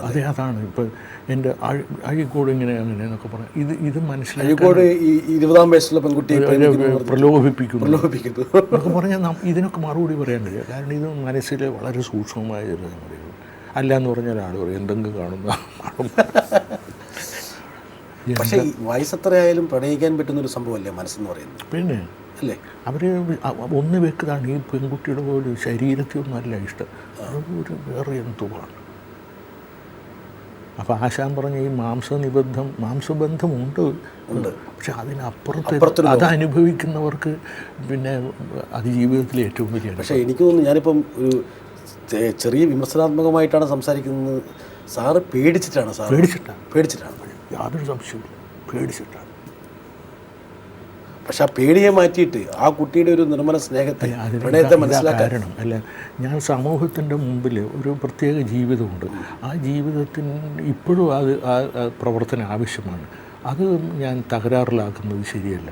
പിന്നെ എന്നെ ഭയത്തിനൊരു കാരണം, പണ്ട് ഐറിഷ് പാർലമെൻറ്റിൽ പാർണൽ എന്നും പറഞ്ഞ് സുപ്രസിദ്ധനായ വാഗ്മിയും, പാർണൽ അയർലൻഡിൻ്റെ ഫ്രീഡമിന് വേണ്ടിയുള്ള പ്രഭാഷണങ്ങളും. പാർണൽ നശിച്ചത് എങ്ങനെയാണെന്നറിയാം, ഒരു പെണ്ണുമായിട്ട് സ്നേഹം വന്നു പത്രത്തിൽ വന്നു നശിച്ചു കംപ്ലീറ്റ്. വേണമെങ്കിൽ ഒരു ബ്ലാക്ക് മെയിലിങ്ങിന് ആൾക്കാർ വേണം ഉപയോഗിച്ചുകൂടായില്ല. എനിക്ക് പക്ഷേ ഇത് അതിജീവിക്കാൻ കഴിയും. എനിക്ക് ഇവർ പറയുന്നതിൻ്റെ 10 ഇരട്ടി പ്ലാറ്റ്ഫോം പറയാൻ സാധിക്കും. ഇതിൽ ഒടിച്ചു വെക്കേണ്ട ഒരു കാര്യമില്ല. പക്ഷേ അതൊക്കെ ഒരു ബുദ്ധിമുട്ടല്ലേ. അതെ, ഒരു അനാവശ്യമായിട്ടുള്ള ഒരു ഘട്ടം ഉണ്ടാവുകയാണല്ലേ. പക്ഷേ എങ്കിലും സാർ ഞാൻ പലയിടത്തും വായിച്ചിട്ടുണ്ടായത് വയസ്സൊരിക്കലും ഇതിന് ബാധകമല്ല. മനസ്സിൻ്റെ ചെറുപ്പം എന്ന് പറയുന്നത് ഈ പെൺകുട്ടി ആരും അത്രയ്ക്ക് അവൾ സാമാന്യം നല്ല സൗന്ദര്യവും കാണാൻ നല്ല ഭംഗിയുള്ള കൊച്ചു പെൺകുട്ടി. പക്ഷെ സാറ് ഇത്രയും സൗന്ദര്യമുള്ളൊരു പെൺകുട്ടി ആട്ടിപ്പായിച്ചു എന്ന് പറയുമ്പോൾ അതാണ് ആ സ്ത്രീ പറഞ്ഞത്. വല്ലാത്ത ധൈര്യം തന്നെ. അവരുദ്ദേശിച്ചത് ധൈര്യം എന്നല്ല, വല്ലാത്ത ഭയങ്കരം തന്നെ ഉദ്ദേശിച്ചത്. കാരണം ഒരു സൗന്ദര്യധാമം വന്നിട്ടും. അതെ, നമ്മുടെ ആ ഡ്രൈവർ എൻ്റെ സ്വഭാവമൊക്കെ അവന് നന്നായിട്ടറിയും. പക്ഷെ അവൻ ഇത് ഞാൻ ചെയ്യുമ്പം എന്തോ ഒരു ജീവിയെ അടിച്ചു കൊല്ലുന്ന മുഖമാണ് അവൻ്റെ മുഖത്ത് കണ്ടത്. ഒരു വേള സാറിൻ്റെ മനസ്സിലെ പേടിയും ആശങ്കകളും മാറ്റിയിട്ട് സാറിൻ്റെ മനസ്സിനെ അതിൻ്റെ ഇഷ്ടത്തിന് സഞ്ചരിക്കാൻ അനുവദിച്ചിരുന്നെങ്കിൽ സാറ് ചിലപ്പോൾ ആ കുട്ടിയായിട്ട് പ്രണയത്തിലാവില്ലായിരുന്നു. അല്ല, ഞാൻ അങ്ങനെയാണെന്ന് വെച്ചാൽ ഇതിനു മുമ്പ് ഞാനൊരു സിസ്റ്ററിനെ ഇഷ്ടപ്പെട്ടില്ലേ, അത് ഞാൻ അവരെ വിവാഹം കഴിച്ചേന്. പക്ഷെ അവർ സിസ്റ്ററായിപ്പോയി. അതുകൊണ്ട് അവരെയൊക്കെ ഇപ്പം കാണാറുണ്ടോ സാർ? അവരെ ഞാൻ അവരുടെ കോളേജിൽ ചെന്നപ്പോൾ കണ്ടു. പിന്നെ അവർ PhD മറ്റേ ചെയ്യുമ്പം അവരുടെ അനിയനോ ഒരു കുട്ടിയുടെ അടുത്ത് ഇത് കൊടുത്തയക്കും. എന്നിട്ട് ഞാൻ കുറച്ച് നോക്കി കൊടുത്തു. പിന്നെ ഒരു ദിവസം ഞാൻ അവൾക്ക് ഇതിലൊരു കത്ത് വെച്ച് ഞാൻ പറഞ്ഞു, എനിക്ക് ഇനിയൊരാഴ്ച 2 ആഴ്ച ഒരുപാട് തിരക്കുണ്ടായിരുന്നു. അപ്പോൾ അത് കഴിഞ്ഞിട്ട് പിന്നെ അവൾ അയച്ചില്ല. എനിക്കൊന്ന് എന്നെ ബുദ്ധിമുട്ടിക്കണ്ടെന്ന് അവൾക്ക്, എനിക്ക് ഒരുപാട് തിരക്കുണ്ട്. പിന്നെ ഞാനത് പെർസ്യൂ ചെയ്തില്ല. അവിടെയെല്ലാം കന്യാസ്ത്രീകളായിരിക്കും. പിന്നെ ഞാൻ വിചാരിച്ചു ഏതായാലും ഇത് കന്യാസ്ത്രീ വഴിതിട്ടുന്നൊരു ആക്ഷേപം ഉണ്ടാട്ടോ. പണ്ട് ഈ കന്യാസ്ത്രീകളെ മടം ചാടിക്കുക എന്ന് പറയുന്നത് അല്ല, വലിയ ഇപ്പം ബുദ്ധൻ്റെയൊക്കെ ജീവിതത്തിൽ പെണ്ണുങ്ങൾ ഇതുപോലെ വന്ന് അംബാബലി എന്നുള്ള വേശ്യ, അങ്ങനെയൊക്കെ കഥകളുണ്ട്. അപ്പോൾ ഞാനിങ്ങനെ ആലോചിച്ചു ഇത്. പക്ഷേ ഇപ്പോഴെനിക്ക് എനിക്കൊരു റോളുണ്ട്. ഇപ്പോൾ ആളുകളൊക്കെ മാഷ് ഇനിയും ജീവിക്കട്ടെ, ഇനിയും ഞാൻ ഇതിനിടെ ചെറുക്കലൊക്കെ പോയപ്പോൾ പ്രായമായ ആളുകൾ ഇനിയും എന്നൊക്കെ പ്രസംഗത്തിലൊക്കെ പറയാണ്. അപ്പം ഞാൻ അവരെയൊക്കെ വഞ്ചിക്കലല്ലേ ഈ അല്ല സാർ, പാഴിക്കോട് സാറിൻ്റെ ഒരു പ്രണയത്തെ അംഗീകരിക്കാനുള്ള ഒരു വിശാലതയില്ല കേരളത്തിൽ. പക്ഷെ ഒരു വിഭാഗം അത് വളരെ അധമര് ആയ മനുഷ്യരുണ്ട്. അവർ അത് വേറൊരു, പിന്നെ നമ്മളതിനൊക്കെ മറുപടി പറയണം, എല്ലാത്തിനും മറുപടി പറയണം. നമ്മുടെ ഫോക്കസ് അങ്ങ് നഷ്ടപ്പെട്ടു പോകും. അതുകൊണ്ട് ഞാൻ വിചാരിച്ച് ഞാനിപ്പോൾ ഒരു അമ്പ് ചെയ്തിരിക്കുകയാണ്. ആ അമ്പ് ലക്ഷ്യത്തിൽ കൊള്ളുന്നവരെ ഈ വില്ലും ഒക്കെ ആയിട്ട് ഇതിൽ ഈ കാര്യത്തിൽ പിന്നെ മാഷ ഒരു ഭീരുവാണെന്ന് മാഷ് സ്വയം സമ്മതിക്കുക. ഭീരുവാണ്, യാതൊരു സംശയമില്ല അതിൽ. അത് പക്ഷേ ഞാൻ ഈ രണ്ട് ജീവിതത്തിൽ ഏത് തിരഞ്ഞെടുക്കണം എന്നുള്ള ഒരു പ്രതിസന്ധിയാണ്. അപ്പോൾ ഞാൻ നേരത്തെ തന്നെ ഞാൻ തന്നെ വളർത്തി ഈ പുസ്തകങ്ങൾ വായിച്ചു ഇൻ്റലക്ച്വൽ ലൈഫ് വളർത്തിയും ആത്മസംയമനം ചെയ്തും ഉണ്ടാക്കിയൊരു ജീവിതമുണ്ട്. അത് ഞാൻ ഇതിനു വേണ്ടി കളയണോ വേണ്ടെന്നാണ് എനിക്ക് തോന്നിയത്. ചിലപ്പോൾ മനസ്സൊന്ന് ചഞ്ചലമാകും അല്ലേ ചില സമയത്ത്? ഇതോർത്തിട്ട് എനിക്ക് വിഷമമുണ്ട്. ആ പെൺകുട്ടി ഇപ്പം വിളിക്കാറുണ്ടോ സാർ? ഇപ്പോൾ ഞാൻ ഇത് പറഞ്ഞതിന് ശേഷം പിന്നെ വിളിച്ചിട്ടുണ്ട്. ഞാൻ പറഞ്ഞാൽ നീ മനസ്സിലാക്കുന്നില്ല, എനിക്ക് ഇത്രയും പേരും, ഞാൻ പറഞ്ഞ പേരിൻ്റെ ഒന്നും കാര്യമല്ല, പേരൊക്കെ ആനുഷംഗികമാണ്, സെക്കൻഡറി. പക്ഷെ ഞാൻ ഇത്രയും പ്രവർത്തിച്ചല്ലോ, അത് കേരളത്തിൻ്റെ ഒരു ആവശ്യമല്ലേ. അപ്പം ഞാൻ നിന്നോട് ഇങ്ങനെ ഇഷ്ടമായി ആ രീതിയിലൊക്കെ പോയി കഴിയുമ്പോഴൊക്കെ ഇതിന് നേരെ വിപരീതമായൊരു ഇമേജായി മാറി. ഈ ഇമേജ് വളരെ പ്രധാനമാണ്. ഇമേജ് എന്ന് പറയുന്നത് ഹൃദയത്തിലുള്ള ഒരു രൂപമാണ്. അത് ജനങ്ങളോടുള്ള കടമ, അത് ഈ പാർണൽ എന്നെ എപ്പോഴും ഓർമ്മിപ്പിക്കും. വലിയ ഞങ്ങളുടെ സ്വാതന്ത്ര്യ സമരകാലത്ത് ഈ അയർലൻഡിൻ്റെ വലിയൊരു ഈമൻ ഡി വാലറ അയർലൻഡിൻ്റെ നേതാവായിരുന്നല്ലോ സ്വാതന്ത്ര്യം. അപ്പോൾ അയാൾ ബ്രിട്ടീഷ് പാർലമെൻറ്റിൽ ഈ പാർണലിൻ്റെ സ്പീച്ചസ് തീപ്പൊരി പ്രസംഗം. എനിക്ക് തോന്നുന്നു ആളുകൾ ഇയാളെ പറ്റിക്കാൻ തന്നെ ഒരു പെണ്ണിനെ അയച്ചതായിരിക്കും, രാഷ്ട്രീയമല്ല. ഈ കുട്ടിക്ക് വേറെ ദുരുദ്ദേശം ഒന്നുമില്ല. ഈ കുട്ടിയുടെ അച്ഛനും സഹോദരനും ഒക്കെ എല്ലാവർക്കും ഇത് അവർ ഈ രീതിയിലല്ല. ഇത് ആരോടെങ്കിലും പറഞ്ഞിട്ടുണ്ട്? ഇത് ആദ്യമായിട്ടായിരിക്കും. അതെ, ആദ്യമായിട്ട് പറയാണ് ഇത്ര പരസ്യമായിട്ട്. അല്ല, ഇത് നമ്മുടെ ഈ പ്രേക്ഷകർ തന്നെ ഇത് അറിയുമെന്നുള്ള. പക്ഷെ സാറിൻ്റെ ഈ ഒരു തഞ്ചാട് ഞാൻ ഇഷ്ടപ്പെട്ടു. ഇങ്ങനൊരു കുട്ടി എന്നെ പ്രണയിച്ചുവെന്നും എൻ്റെ കൂടെ താമസിക്കാൻ ഇറങ്ങി പുറപ്പെട്ടുവെന്നും അവളെ അടിച്ചുപിടിച്ചുവെന്നും. പക്ഷെ ആ ഒരു ധീരതയായിരിക്കും അല്പം കേരളത്തിലെ ജനങ്ങൾ അംഗീകരിക്കുന്നത്. അതെ, അതാണ് പറയാനുള്ള ചങ്കുറ്റം പറയാനുള്ളത്. പക്ഷെ അതിൽ വേറെയുമുണ്ട്. ഞാൻ അതിൽ ചെയ്തതൊരു ഹിംസയുണ്ട് അതിൽ. ശരിയാണ്. പക്ഷേ ഇത് രണ്ടും കൂടെ യോജിപ്പിക്കാൻ ഇന്ന് കേരളത്തിൽ എനിക്ക് സാധ്യമല്ല. അപ്പോൾ ഒന്നും ഉപേക്ഷിക്കാതെ പറ്റില്ല. അത് ഇത്രയും കാലം ഞാൻ ഇതിന് മെനക്കെട്ടില്ല. അത് ഇനി എന്താ പഠിപ്പുരക്കിൽ എത്തിച്ചിട്ട് ഈ കുട ഉടക്കണമെന്ന് ആൾ ചോദിക്കും. അവർക്ക് ന്യായങ്ങൾ വലുതും കാണും. പക്ഷെ എപ്പോഴെങ്കിലും മനസ്സിൻ്റേതായ വഴിക്ക് വിടണ്ടേ സാർ? അതെ, ഇപ്പം ഞാനൊരു കവിയോ എഴുത്തുകാരനോ ഒക്കെ ആണെങ്കിൽ കഥ പിന്നെ വിമർശനത്തിൽ വേറൊരു സമൂഹത്തിലായിരുന്നു സാറ് വേണമെങ്കിൽ ആ കുട്ടിയോട് വേറെ ഇപ്പം ഫ്രാൻസോ അമേരിക്കയോ സാധിക്കും.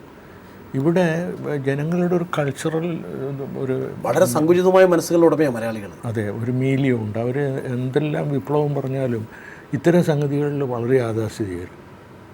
അവിടെ ഈ വിവാഹം കഴിച്ചിട്ട് എനിക്ക് പഴയതുപോലെ പ്രവർത്തിക്കാൻ സമ്മതിക്കും. പക്ഷേ എനിക്ക് അഴീക്കോടിനെ എനിക്ക് വിളിക്കേണ്ടത് ഇത് സംഭവിച്ചിട്ട് ഏതാനും മാസങ്ങളില്ലേ ഉള്ളൂ സാർ? ആഴ്ചകളോ മാസങ്ങളായിട്ടുള്ളൂ. പക്ഷേ ഈ ആഴ്ചകൾക്ക് മുമ്പ് മാസങ്ങൾക്ക് മുമ്പ് സാറ് അടിച്ചിറക്കി വിട്ട ആ പെൺകുട്ടിയോട് എനിക്ക് സത്യസന്ധമായി പറഞ്ഞ എനിക്കൊരു സഹതാപം തോന്നുന്നു. അതിന് സംശയമൊന്നുമില്ല. അപ്പോൾ അവൾ നല്ല മനക്കരുത്തുള്ള ആളാണ്. പക്ഷെ അവൾ മനസ്സുകൊണ്ട് സാറിനെ വരിച്ചു എങ്കിൽ എന്തായാലും ഇനിയും തിരിച്ചു വരും, ഒരു സംശയമാണ്. പക്ഷെ അത് ആ ഒരു ഭീഷണി എപ്പോഴും ഡെമോക്രസിന്റെ വാളുപോലെ കിടക്കുകയാണ്. വീണ്ടും നമ്മുടെ അടുത്തേക്ക് തിരിച്ചു.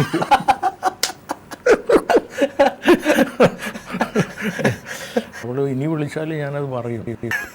എനിക്ക് ഒരു പ്രത്യേക ലൈനുണ്ട്. അത് ഇത്രയും കാലം ഞാൻ ഇതിനു വേണ്ടി ചിലവാക്കിയല്ലോ, അതിൻ്റെ കൂടെ ഇത് നടക്കില്ല കേരളത്തിൽ. പക്ഷെ അത് എത്ര ബോധ്യപ്പെടുത്തിയിട്ട് അവൾക്ക് ബോധ്യപ്പെടുത്തില്ലെന്നുള്ളതാണ് പ്രശ്നം. കുറേ അവൾക്ക് മനസ്സിലായിട്ടുണ്ട്. ചിലപ്പോൾ നമ്മുടെ മനസ്സ് ഇപ്പം എനിക്ക് 80 കൊല്ലത്തെ അനുഭവവും ചിന്തയും ഒക്കെ അവൾക്കതൊന്നും ഇല്ലല്ലോ. ശരിയാണ്. പക്ഷെ അവരുടെ മനസ്സിലൊരു കൺവിക്ഷൻ ഉണ്ടാവും സാർ. ഒരു കൺവിക്ഷൻ ഉണ്ട്. ചിലപ്പം അനുഭവത്തെക്കാളും ഈ പറഞ്ഞ പഠനത്തെക്കാളും ഒക്കെയുള്ള വിലപ്പെട്ടത് സ്ത്രീകളുടെ മനസ്സ് പുരുഷന് മനസ്സിലാക്കാൻ അവരുടെ ഘടന തന്നെ വേറെയാണ്. അവരിതെല്ലാം വളരെ കോംപ്ലക്സാണ്. നമ്മൾ ചിന്തിക്കുന്ന പോലെ എല്ലാവരും ചിന്തിക്കുക തോന്നുന്നത്. നമ്മൾ കുറച്ചുകൂടി ഡയറക്റ്റാണ്. അവർ എന്നെ എനിക്ക് തോന്നുന്നൊരു പുരുഷൻ മനസ്സിലാക്കിയതിലേറെ അവൾ മനസ്സിലാക്കിയിട്ടുണ്ടാവുമെന്നാണ് തോന്നുന്നത്. ഞാൻ പറഞ്ഞു എനിക്ക് കീർത്തിയൊന്നുമല്ല, ജനങ്ങൾ. പക്ഷെ ആ കുട്ടി ആഗ്രഹിച്ചത് സാറിൻ്റെ ഒരു ഫെയിമാണ്. ഫെയിമല്ല ഫെയിമല്ല എൻ്റെ ക്യാരക്ടറിൻ്റെ ഏതോ ഭാവമാണ്. പക്ഷേ ഈ പ്രസംഗം അതിലൊരു വലിയ ഘടകമാണ്. കാരണം ഈ പ്രസംഗത്തിലൂടെ അവർ എൻ്റെ മനസ്സ് ശരിക്കും കാണാൻ, പുസ്തകത്തിലൂടെ അങ്ങനെ കാണാൻ കഴിയും. പ്രസംഗത്തിൽ ഞാൻ എല്ലാം മറയും നീക്കി. എഴുത്തിൽ ഞാനൊരു പണ്ഡിതനാണ്. പക്ഷെ ഇതൊക്കെ സാറിനെ ഇടയ്ക്ക് അമ്പരപ്പിക്കാറുണ്ടോ? അതായത് ഉണ്ട്, അമ്പരപ്പിക്കുകയും വേദനിപ്പിക്കുകയും എല്ലാം ചെയ്യും. പക്ഷെ ചിലപ്പോൾ മനസ്സിനൊരു സുഖം തോന്നാറില്ലേ ഇത്രയും പേരെ? അങ്ങനെയല്ല, പക്ഷെ അതിന് ഇങ്ങനെയെല്ലാം ഉള്ള ഒരുത്തനാണോ ഞാൻ എന്നുള്ള ഒരു ഇതിനൊക്കെ അർഹതയുണ്ട്. ഞാൻ ഈ പെണ്ണിനോട് അത് ചോദിച്ചു, ഇത് നിനക്ക് എന്ത് പറ്റിപ്പോയി, നിനക്ക് വേറെ സ്നേഹിക്കാൻ ആളെ കാട്ടാതെ? എനിക്ക് സാറ് തന്നെ മതി. അങ്ങനെ പച്ചക്കൊന്നും പറയുന്നില്ല, പച്ചക്കൊന്നും പറയും. പക്ഷെ എല്ലാ സൂചനകളും അതിലേക്ക്, എല്ലാ സൂചനകളും. ഈ സ്ത്രീകൾ അങ്ങനെയാണ്. ഇപ്പോൾ നമ്മൾ പറയുന്ന പോലെ പച്ചക്ക് അവർ പറയാൻ പറ്റില്ല. ഒരു അവരുടെ മനസ്സ് നമ്മൾ മനസ്സിലാക്കിക്കൊള്ളണം. പക്ഷെ ഒരു കണക്കിന് നമ്മൾ തിരിഞ്ഞു നോക്കുമ്പോൾ, ഒരു പുരുഷന് നോക്കുമ്പോൾ ഒരു ചരിതാർത്ഥ്യം ഉണ്ടാകുന്നു. നമുക്ക് ഒരുപാട് സ്ത്രീകളെ ഇമ്പ്രസ് ചെയ്യിക്കാൻ കഴിയുമെന്നുള്ളൊരു ചരിതാർത്ഥ്യം ഉണ്ടാകാറില്ല. ഒരു മാംസനിബദ്ധമായിട്ടുള്ളൊരു അല്ല, അവരുടെ മനസ്സിൽ എന്തോ ഒരു എക്സ്പാൻഷൻ ഉണ്ടാക്കുക, അതിൻ്റെ ഒരു കടപ്പാട് തീർക്കലായത്. നമുക്ക് ഈ ലോകത്തിൽ കടപ്പാട് തീർക്കാൻ അധികമൊന്നും സൗകര്യങ്ങളില്ല. അവനവനെ അർപ്പിക്കുക, അല്ലെങ്കിൽ വല്ല ഗിഫ്റ്റ് കൊടുക്കുക, ഇങ്ങനെയൊക്കെ അല്ലാതെ വേറെ എന്തപ്പം ചെയ്യുക. അപ്പോൾ സ്ത്രീയാകുമ്പോൾ ഇതാണ് അവരുടെ. അങ്ങനെയാണ് ഇപ്പോൾ ഒരു നല്ല പാട്ടുകാരനോട് ഇഷ്ടം കാണിക്കും, ഭർത്താവിന് ഇഷ്ടാവില്ല. അങ്ങനെ ഒരുപാട് കോംപ്ലിക്കേഷൻസ് ഉണ്ടാവും. ഒരുപാട്. ഞാൻ അതുകൊണ്ടാണ് മാറ്റിയത്, എല്ലാം അറിഞ്ഞും കൊണ്ട് നമ്മൾ. പക്ഷേ എനിക്ക് തോന്നുന്നു സാർ, ഈ പെൺകുട്ടി മനസ്സിൽ ഒരു നിശ്ചയദാർഢ്യത്തോടെയാണ് ജീവിക്കുന്നതെങ്കിൽ സാറിനി ഒരു 4-5 വർഷം ആട്ടിപ്പായിച്ചാലും എന്തെങ്കിലും അവിടെ വരും. അവള് വളരെ തൻ്റെ കേമിയാണ്, അവള് തൻ്റെ ഇടക്കാരിയാണ്. പിന്നെ എങ്ങനെയാണ് അവളുടെ അച്ഛനെയും സഹോദരന്മാരും ഒക്കെ അവൾ ചെയ്യുന്നത് ശരിയാണെന്നുള്ള ബോധ്യപ്പെടുത്തിയിട്ടുണ്ട്. അതും അവരുടെ ഒരു കഴിവാണ്.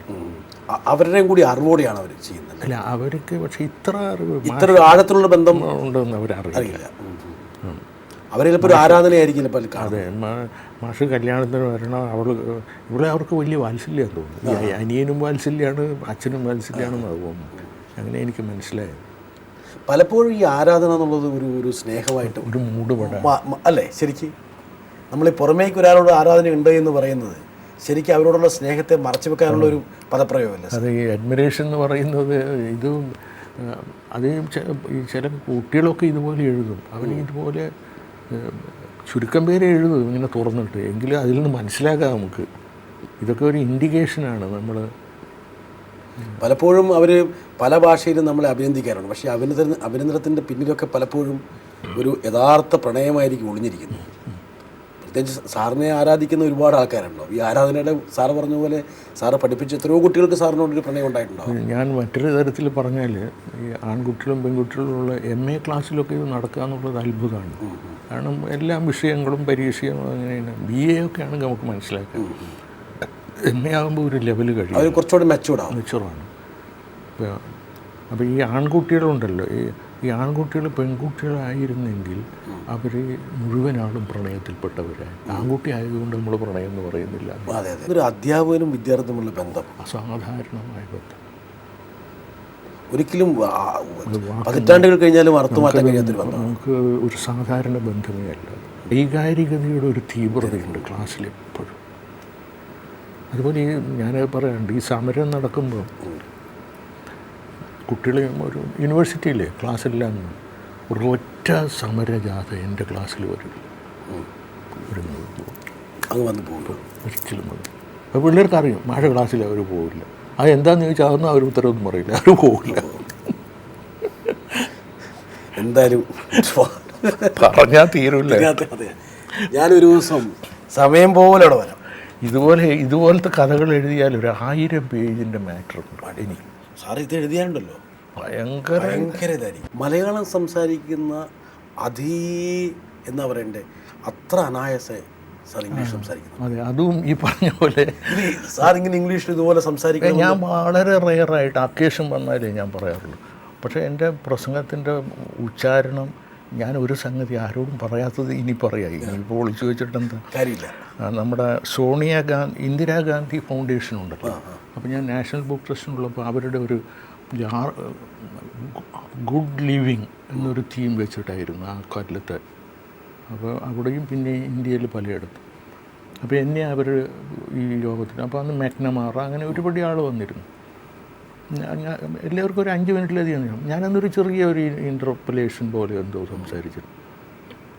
ഞാൻ ഇവരുടെ അടുത്തായിരുന്നു. അതിന് കാരണം ഈ അഴീക്കോട് എന്നാണ്. അപ്പോൾ ഈ ആൽഫബറ്റിക്കൽ ഏന്ന് വന്നു. ഇപ്പോൾ കുറച്ച് ഇപ്പുറം ഞാനിരിക്കുന്നു. അത് കഴിഞ്ഞിട്ട് ട്രിവാൻഡ്രത്ത് ഇതിൻ്റെ ഒരു ചാപ്റ്റർ മീറ്റിംഗ് ഉണ്ട്. അന്ന് DC ഒക്കെ ഉണ്ട്. അന്ന് ഇതുപോലെ ഞാൻ എന്തോ പറഞ്ഞിട്ട് അന്ന് മാമൻ മാത്യോ മറ്റാണ് അടുത്തിരിക്കുന്നത്, അന്ന് ചെയർപേഴ്സൺ പുള്ളിയായി. അവരോട് സീ ഹൗ ബ്യൂട്ടിഫുള്ളി ഈ സ്പീക്സ്. ഇത് കഴിഞ്ഞിട്ട് ഭക്ഷണം കഴിക്കാൻ പോകുമ്പോൾ മാമൻ മാത്യു എന്നോട് പറഞ്ഞത്. മാമൻ മാത്യു ഇപ്പോഴും ഉണ്ടല്ലോ.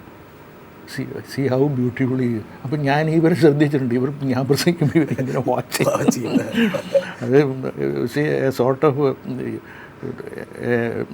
an experience that cannot be explained by my presence. എൻ്റെ പ്രസംഗത്തിൻ്റെ ഒരു അപ്പീൽ ഞാൻ പറയട്ടെ, ബ്രിട്ടാസ് എന്നെ കണ്ടാൽ ഇങ്ങനെ പ്രസംഗിക്കുന്ന ആരും പറയില്ല. അപ്പം അവർ സാറ് വളരെ വളരെ ചെറിയ ശരീരം, മെലിഞ്ഞ ശരീരം, പേഴ്സണാലിറ്റി എന്ന് പറയുന്നത് കയറി കഴിയുമ്പോഴുണ്ടാകുന്ന, ഉദാഹരണം പറഞ്ഞ ഒരു സർക്കാരിനെതിരെയുള്ള ഒരു ആക്രമണമാണെങ്കിൽ ആ ഒരു രൗദ്രത ഇങ്ങനെ ഒരു മല ഉരുട്ടിയെടുത്തിട്ടുള്ള ഒരു ആക്രമണം പോലെയാണ്. ഇത്രയും ഒരു എനർജി സാറിന് ഉണ്ടോ എന്നുള്ളത് പലപ്പോഴും ഞാൻ അത്ഭുതപ്പെടുന്നു. അതെ, ആളുകൾക്ക് അത് ഉണ്ട്. അത് സാറ് സംസാരിക്കുമ്പോൾ എനർജി കൂടുന്നുണ്ട്. എന്താ ഇത്? ഒന്ന്, ക്ലാസ് മുറിയിൽ എനിക്കൊരു ടെക്നിക്കുണ്ട്. അത് ഞാൻ ഇതിൽ കുറേ ഉപയോഗിക്കും. പക്ഷേ ഒരു അധ്യാപകൻ്റെ ആ തമാശ അതിങ്ങനെ പറഞ്ഞ് ഈ എക്സ്പ്ലെയിൻ ചെയ്യുന്നത് മുഴുവൻ ഞാൻ ഇങ്ങനെ കോൺസെൻട്രിക് സർക്കിൾസിൽ ഇങ്ങനെ പറഞ്ഞ് ഇങ്ങനെ കൊണ്ടുപോയി കുറേ തമാശ ഇവരെല്ലാം ഇൻവോട്ട. ഈ മീറ്റിങ്ങിലില്ലേ എൻ്റെ അനുഭവം, ഞാൻ എന്തു പറയുന്നു ആ ഓഡിയൻസ് ചെയ്യും. ഒരു തരത്തിലൊരു ഹിപ്നോട്ടിസമാണ് സാർ. ഹിപ്നോട്ടിസം ഉണ്ട്, യാതൊരു സംശയമില്ല. There is A mass mesmerism ഇതിലുണ്ട്. അതിൻ്റെ സംഗതി എന്താണെന്ന് വെച്ചാൽ ഒരു സംഗതി പറയാം. ഇവിടെ 5-6 കൊല്ലം മുമ്പാണ് ഈ പഴവങ്ങാടി മൈതാനത്ത് മദ്യനിരോധനത്തിൻ്റെ ഒരു മീറ്റിംഗ്. അപ്പം ഞാനും മാമൻ സാറും കെ ഇമാമൻ എന്നെ പോലെ തന്നെ അസ്ഥി മാത്രം ഇമാം, ഇവിടുത്തെ ഇമാം അന്ന് ഉദ്ഘാടനം ചെയ്തു പോയി. അപ്പം പഴവങ്ങാടി 10,000-2,000 ആളും കൂടിയിരുന്നു. അദ്ദേഹം പറഞ്ഞു, ഞാൻ പ്രസംഗിച്ചുകൊണ്ട് നിൽക്കുമ്പം ഞാനന്ന് ഈ വെള്ളാപ്പള്ളിയൊക്കെ കളിയാക്കുന്ന കാലമാണ്. ശത്രുക്കളോട് നന്നായി നല്ല പ്രഹരം കൊടുക്കുന്ന സമയം. ഇന്നും മോശമല്ല സാർ. അത് ഇന്നും ഞാൻ അവക്കേഷൻ കിട്ടിയാൽ ഞാൻ പാഴാക്കില്ല. അപ്പോൾ ഒരു 10-15 പിള്ളേർ ഇയാളുടെ മാഫിയയിൽ പെടുന്നതാണ് സ്റ്റേജിലേക്ക് ഓടി വന്നു കേട്ടോ. എൻ്റെ വെള്ളാപ്പള്ളിയുടെ മാഫിയ ആയിരിക്കണം അവർ വന്നു. വെള്ളാപ്പള്ളി ആയിരിക്കണമെങ്കിൽ മാഫിയ. അതെ. അപ്പോൾ അതിൻ്റെ അത്ഭുതം അതല്ല. അത്ഭുതം ഇത് വേറെ സ്റ്റേജ് അടുക്കാറാകുമ്പോൾ പിറകിൽ നിന്നൊരു 10-25 കുട്ടികൾ ഓട്ടി വന്നിട്ട് ഇവരുടെ അടിച്ച്, ഇത് TV-യിൽ വന്നതല്ലേ, മീറ്റിങ്ങിലുള്ള TV-യിൽ പോലീസിൻ്റെ മുമ്പിലൂടെ ഇവരെ അടിച്ച് ഓടിക്കുക. എന്നിട്ട് വെള്ളാപ്പള്ളിക്ക് പിറ്റേന്ന് സ്റ്റേറ്റ്മെൻറ്റ് ഇറക്കേണ്ടി വന്നു, ഈ ആക്രമിച്ചവരെ എൻ്റെ ആളുകളല്ല. അപ്പോൾ തിരുവനന്തപുരത്തെ ഓഡിയൻസിൽ ഒരു വിഭാഗം പ്രസംഗിക്കുന്ന ഒരാളെ രക്ഷിക്കാൻ വേണ്ടി യാതൊരു പാർട്ടിയിൽ പെടുന്നതൊന്നുമല്ല, അവർ ഏക മനസ്സോടുകൂടെ അവർ വന്ന് പ്രവർത്തിക്കുക എന്നുള്ളത് എനിക്ക് വിശ്വസിക്കാൻ വയ്യ കേട്ടോ. സാർ ആ പോയിൻ്റ് ഞാൻ പറഞ്ഞു. അതായത് സാർ ഒരു ഗാന്ധിയനാണ്. എനിക്ക് തോന്നുന്നു കോൺഗ്രസിനെ ഏറ്റവും കൂടുതൽ വിമർശിക്കുന്ന ഒരു കോൺഗ്രസ്സുകാരൻ ഇന്ന് ഇന്ത്യയിൽ തന്നെ വേറെ ഉണ്ടാവില്ല. അത് തിരിഞ്ഞു നോക്കുമ്പോൾ സാറിന് തോന്നുന്നത് ഒരു കോൺഗ്രസ്സുകാരനായിട്ട് അറിയപ്പെടാൻ ആഗ്രഹിക്കുന്നു, ജീവിക്കുന്നൊരു മനുഷ്യൻ ഏറ്റവും നിശ്ചിതമായ ഭാഷയിൽ കോൺഗ്രസിനെ വിമർശിക്കുന്നു. അത് കോൺഗ്രസ്സുകാർക്കും അതറിയാം. അതുകൊണ്ട് അവരെനിക്ക് വലിയൊരു മാർജിൻ തന്നിട്ടുണ്ട്. എന്തു പറഞ്ഞാലും അവർ അതിൽ സന്തുഷ്ടരുമാണ്. എന്നെ പ്രസംഗിക്കാൻ കിട്ടിയ അവർക്ക് വലിയ സന്തോഷമാണ്. അവർ ആരെങ്കിലും രഹസ്യമായി പറഞ്ഞിട്ടുണ്ടോ സാർ ഒന്ന് ടോൺ ചെയ്യണം, വിമർശനം കുറച്ച്? അത് പറയുമ്പോഴും എന്നോട് ഇപ്പം ഞാൻ വളരെ എതിർത്ത് ശങ്കരനാരായണൻ, കരുണാകരൻ, ഇങ്ങനെ ഒരുപാട് ആളെ ഞാൻ എതിർത്തിട്ടുണ്ട്. ആൻ്റണിയെ തന്നെ എത്ര ഭയങ്കരമായിട്ട് എതിർത്തിട്ടുണ്ട്.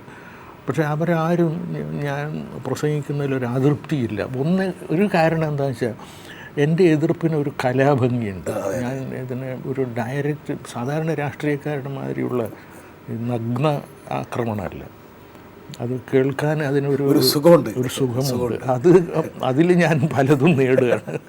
അപ്പോൾ ഇവരുടെ ഒരു ആനുകൂല്യം ഞാൻ അതിൻ്റെ ഫലമായിട്ട് സമ്പാദിക്കുന്നുണ്ട്. പക്ഷേ സാറിന് വളരെ കൺവിൻസ്ഡ് ആയിട്ട് തന്നെയല്ലേ വിമർശിക്കുന്നത്? അതായത് കോൺഗ്രസിനോടുള്ള വിമർശനം എന്ന് പറയുന്നത് എനിക്ക് പ്ലാറ്റ്ഫോമിൽ കളവ് പറയാൻ സാധ്യമല്ല. അങ്ങനെ ഒരു ഡിസബിലിറ്റി ഉണ്ട്. പ്ലാറ്റ്ഫോമിൽ ഞാൻ പറയുന്നത് സത്യമായിരിക്കും. അതുകൊണ്ടാണ് ആഗ്രഹിച്ചാലും പറയാൻ പറ്റില്ല.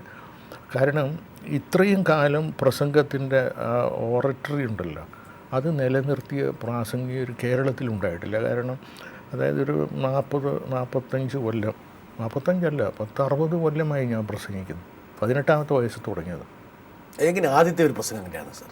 ആദ്യത്തത് ഞാൻ അവിചാരിതമായിട്ട് വന്നതാണോ അതെയോ? അല്ല, ഈ കുമാരനാശാൻ്റെ ജന്മദിനത്തിന് കണ്ണൂരിൽ ഒരു ആദ്യത്തത് സ്കൂളിലൊക്കെ ഇങ്ങനെ പ്രസംഗിച്ചിട്ടുണ്ട്.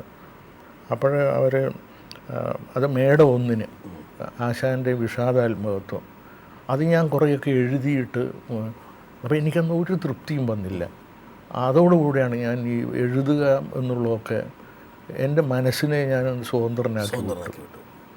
അപ്പോൾ എന്നോട് ആൾ പറയും പ്രിപ്പയർ ചെയ്തിട്ട്. ഞാൻ പറഞ്ഞു ഞാൻ ഇന്ന് ചെയ്യുന്ന പ്രസംഗത്തിന് വളരെ കൊല്ലം മുമ്പേ പ്രിപ്പയർ ചെയ്തിട്ടുണ്ട്, അതുകൊണ്ട് ഇപ്പോൾ പ്രിപ്പയർ ചെയ്യേണ്ട കാര്യമില്ല എന്ന് പറയും. സാർ ഇപ്പം ഒരു നിർവചനത്തിൽ ഒതുങ്ങുന്ന ഒരാളല്ല ഡോക്ടർ സുകുമാർ അഴീക്കോട്. ഞാനിപ്പം പലതരത്തിലും ഞാൻ എൻ്റെ മനസ്സൊന്ന് പ്രവർത്തിച്ചു നോക്കി, ഏത് നിർവചനത്തിൽ ഉൾപ്പെടുത്തണം? ഒരു രാഷ്ട്രീയക്കാരൻ, സാമൂഹ്യ പ്രവർത്തകൻ, രാഷ്ട്രീയ വിമർശകൻ, എഴുത്തുകാരൻ, തത്വചാനി, അധ്യാപകൻ, ഒരുപാട് നിർവചനങ്ങൾ. ഇപ്പോൾ ഒരു ഒറ്റ വാക്കിലൊരു നിർവചനം കൊടുക്കാൻ പറ്റുകയും ഞാൻ വിഷമിച്ചു പോകും. ഏത് നിർവചനത്തെ അറിയപ്പെടാനാണ് സാർ ആഗ്രഹിക്കുന്നത്? ഇതിൽ ഈ ഒരുപാട് തലങ്ങളിലൂടെ താങ്കൾ ഇടയ്ക്ക് അഡ്മിനിസ്ട്രേറ്ററും ആയിരുന്നു, നല്ലൊരു അധ്യാപകൻ, വളരെ കർക്കശനായ അധ്യാപകനാണെന്ന് ഞാൻ കേട്ടിട്ടുണ്ട്. പഠിച്ച വിദ്യാർത്ഥികൾ പറഞ്ഞിട്ടുണ്ട്. ഈ കാണുന്ന മുഖമൊന്നുമല്ല, ക്ലാസ്സിൽ വളരെ പുലിയായിരുന്നു പറഞ്ഞിട്ടുണ്ട്. പക്ഷേ വളരെ അവർക്ക് ഇഷ്ടമാണ്. ഓക്കെ, അവർക്ക് ഒരു എന്താ പറയുക, ഒരു ലവ് ഹെയ്റ്റ് റിലേഷൻഷിപ്പാണ്. അവരെന്നോട് ഭയങ്കര സ്നേഹമാണ്, ഭയങ്കര അലോകിയാണ്. ഞാൻ ഒരു തവണ പ്രൊഫസറായിട്ടിരിക്കുമ്പോൾ ഈ എന്താണ് വെസ്റ്റ് ബംഗാൾ യൂണിവേഴ്സിറ്റിയിൽ നിന്ന് ഒരു പ്രൊഫസർ, ഒരു സ്ത്രീ എന്നെ കാണാൻ വന്നിരുന്നു. അപ്പോൾ അവർ ആ മര്യാദ അനുസരിച്ച്, അപ്പോൾ എൻ്റെ മുറിയിൽ കുറേ ആളുണ്ട്. അപ്പോൾ കുറേ കഴിഞ്ഞപ്പോൾ ഒരു സ്റ്റുഡൻറ്റിനോട് പറഞ്ഞു, you tell him professor has come from Bengal. ഒറ്റ കുട്ടി ഇവർ പറഞ്ഞത് കേട്ടില്ല, അവർ പോയി കളഞ്ഞു. അവസാനം ഇവർ ധൈര്യം അവലംബിച്ച് അവരാദ്യം ചോദിച്ചത്, professor Azhikode, why are your student so much afraid of U?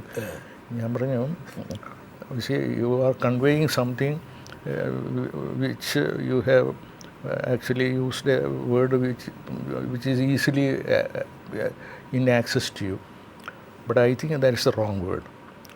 It is not actually fear, it is a compound emotion in which fear may be a part, but there is love, there is, you see, so many things. They don't want to disturb me, that is part of love. അപ്പോൾ അവരിങ്ങനെ എന്നെ ഇങ്ങനെ നോക്കിയിട്ട് ഞാൻ പറഞ്ഞു, അവർക്ക് ആർക്കും അത് ഒരു വോട്ടെടുത്ത് നോക്കിക്കോളൂ, അപ്പോൾ ഞാൻ അവർക്ക് എത്ര പ്രിയപ്പെട്ടവനാണെന്ന് മനസ്സിലാവുന്നു. പഠിച്ച വിദ്യാർത്ഥികൾക്ക് പിന്നീട് സാറിനെ കാണുമ്പോൾ എന്താ? അത് നമ്മുടെ കാരശ്ശേരി എൻ്റെ നല്ല വിദ്യാർത്ഥികളിൽ ഒരുത്തനെ, അവൻ എന്നെപ്പറ്റി പ്രൊഫസർ എന്നും പറഞ്ഞ ഒരു ലേഖനം എഴുതിയിട്ടുണ്ട്. അത് അനവധി പത്രങ്ങളിൽ വന്നു, ആ പുസ്തകത്തിലും വന്നു.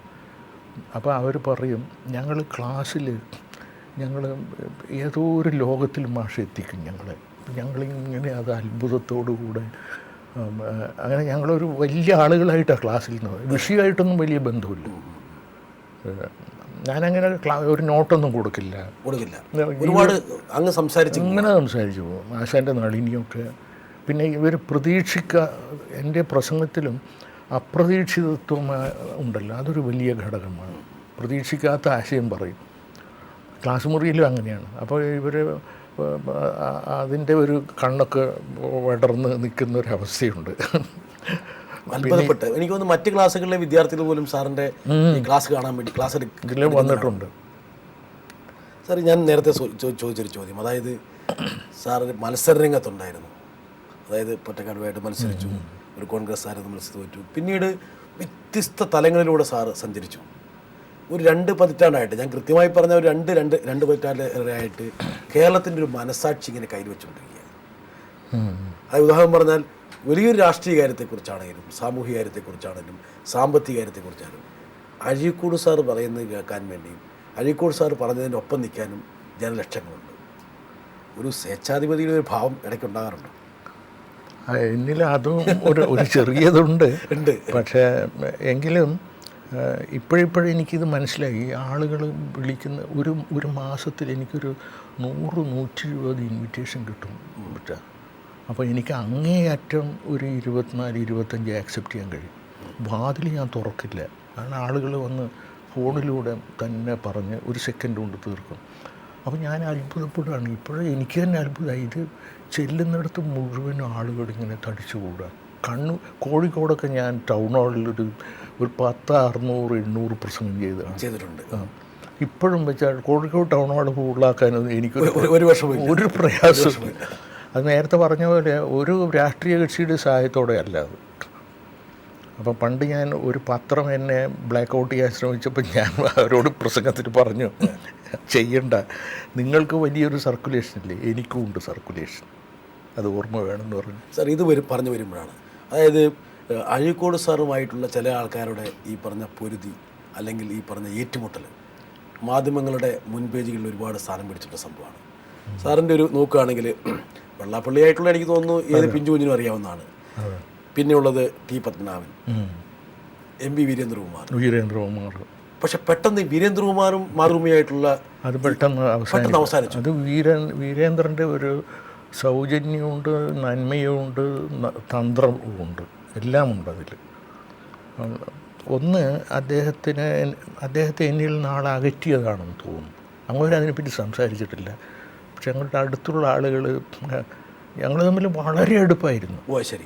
ഭയങ്കര അടുപ്പാണ്. തത്വമസി വന്ന കാലത്ത് പിന്നീട് അതിനെപ്പറ്റിയൊക്കെ പലതും പറഞ്ഞില്ല. ഈ തത്വമസിക്ക് വേണ്ടി അദ്ദേഹം ഒരു 10-50 പ്രസംഗം ചെയ്തിട്ടുണ്ട്.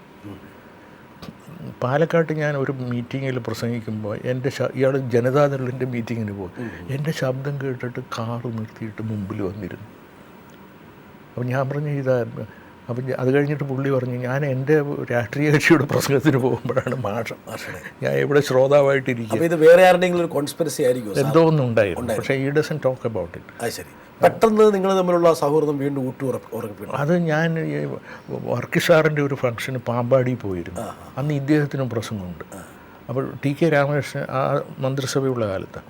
ഞങ്ങളിങ്ങനെ ഒരു വീട്ടിൽ നിന്ന് ചായ കഴിച്ച് വർത്താനം പറയുമ്പോൾ ഇങ്ങോരും വന്നു. ഉടനെ കൈ ഇങ്ങനെ. അപ്പം ഞാനും കൈ കൊടുത്തു. വർത്താനം പറഞ്ഞ് പ്ലാറ്റ്ഫോമൊന്ന് വർത്താനം പറഞ്ഞു.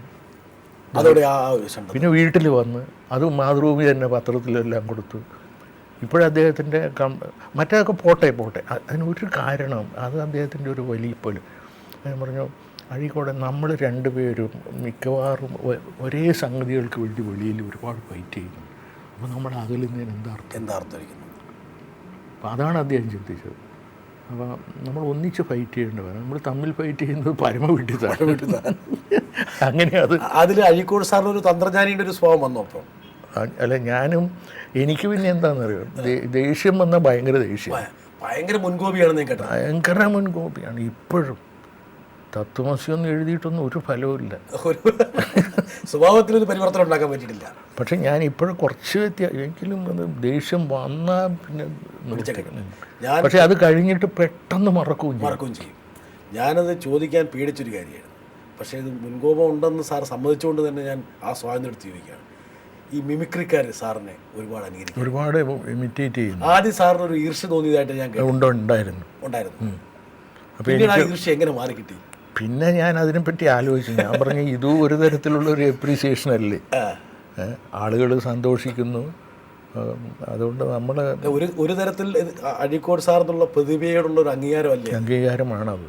പക്ഷെ സാറിനേക്കാളും ചില ഘട്ടത്തിൽ അഴീക്കോട് സാറിനേക്കാളും നന്നായി അഴീക്കോട് സാർ ആകാൻ പറ്റുന്ന ചില മിമിക്രിക്കാരെ കണ്ടിട്ടുണ്ട്. ചിലത് സാറ് കണ്ടിട്ടുണ്ടോ ഈ മിമിക്രി? ഞാൻ ഇത് നമ്മുടെ TV ഏതിലോ 1-2 എണ്ണത്തിൽ വന്നിരുന്നു.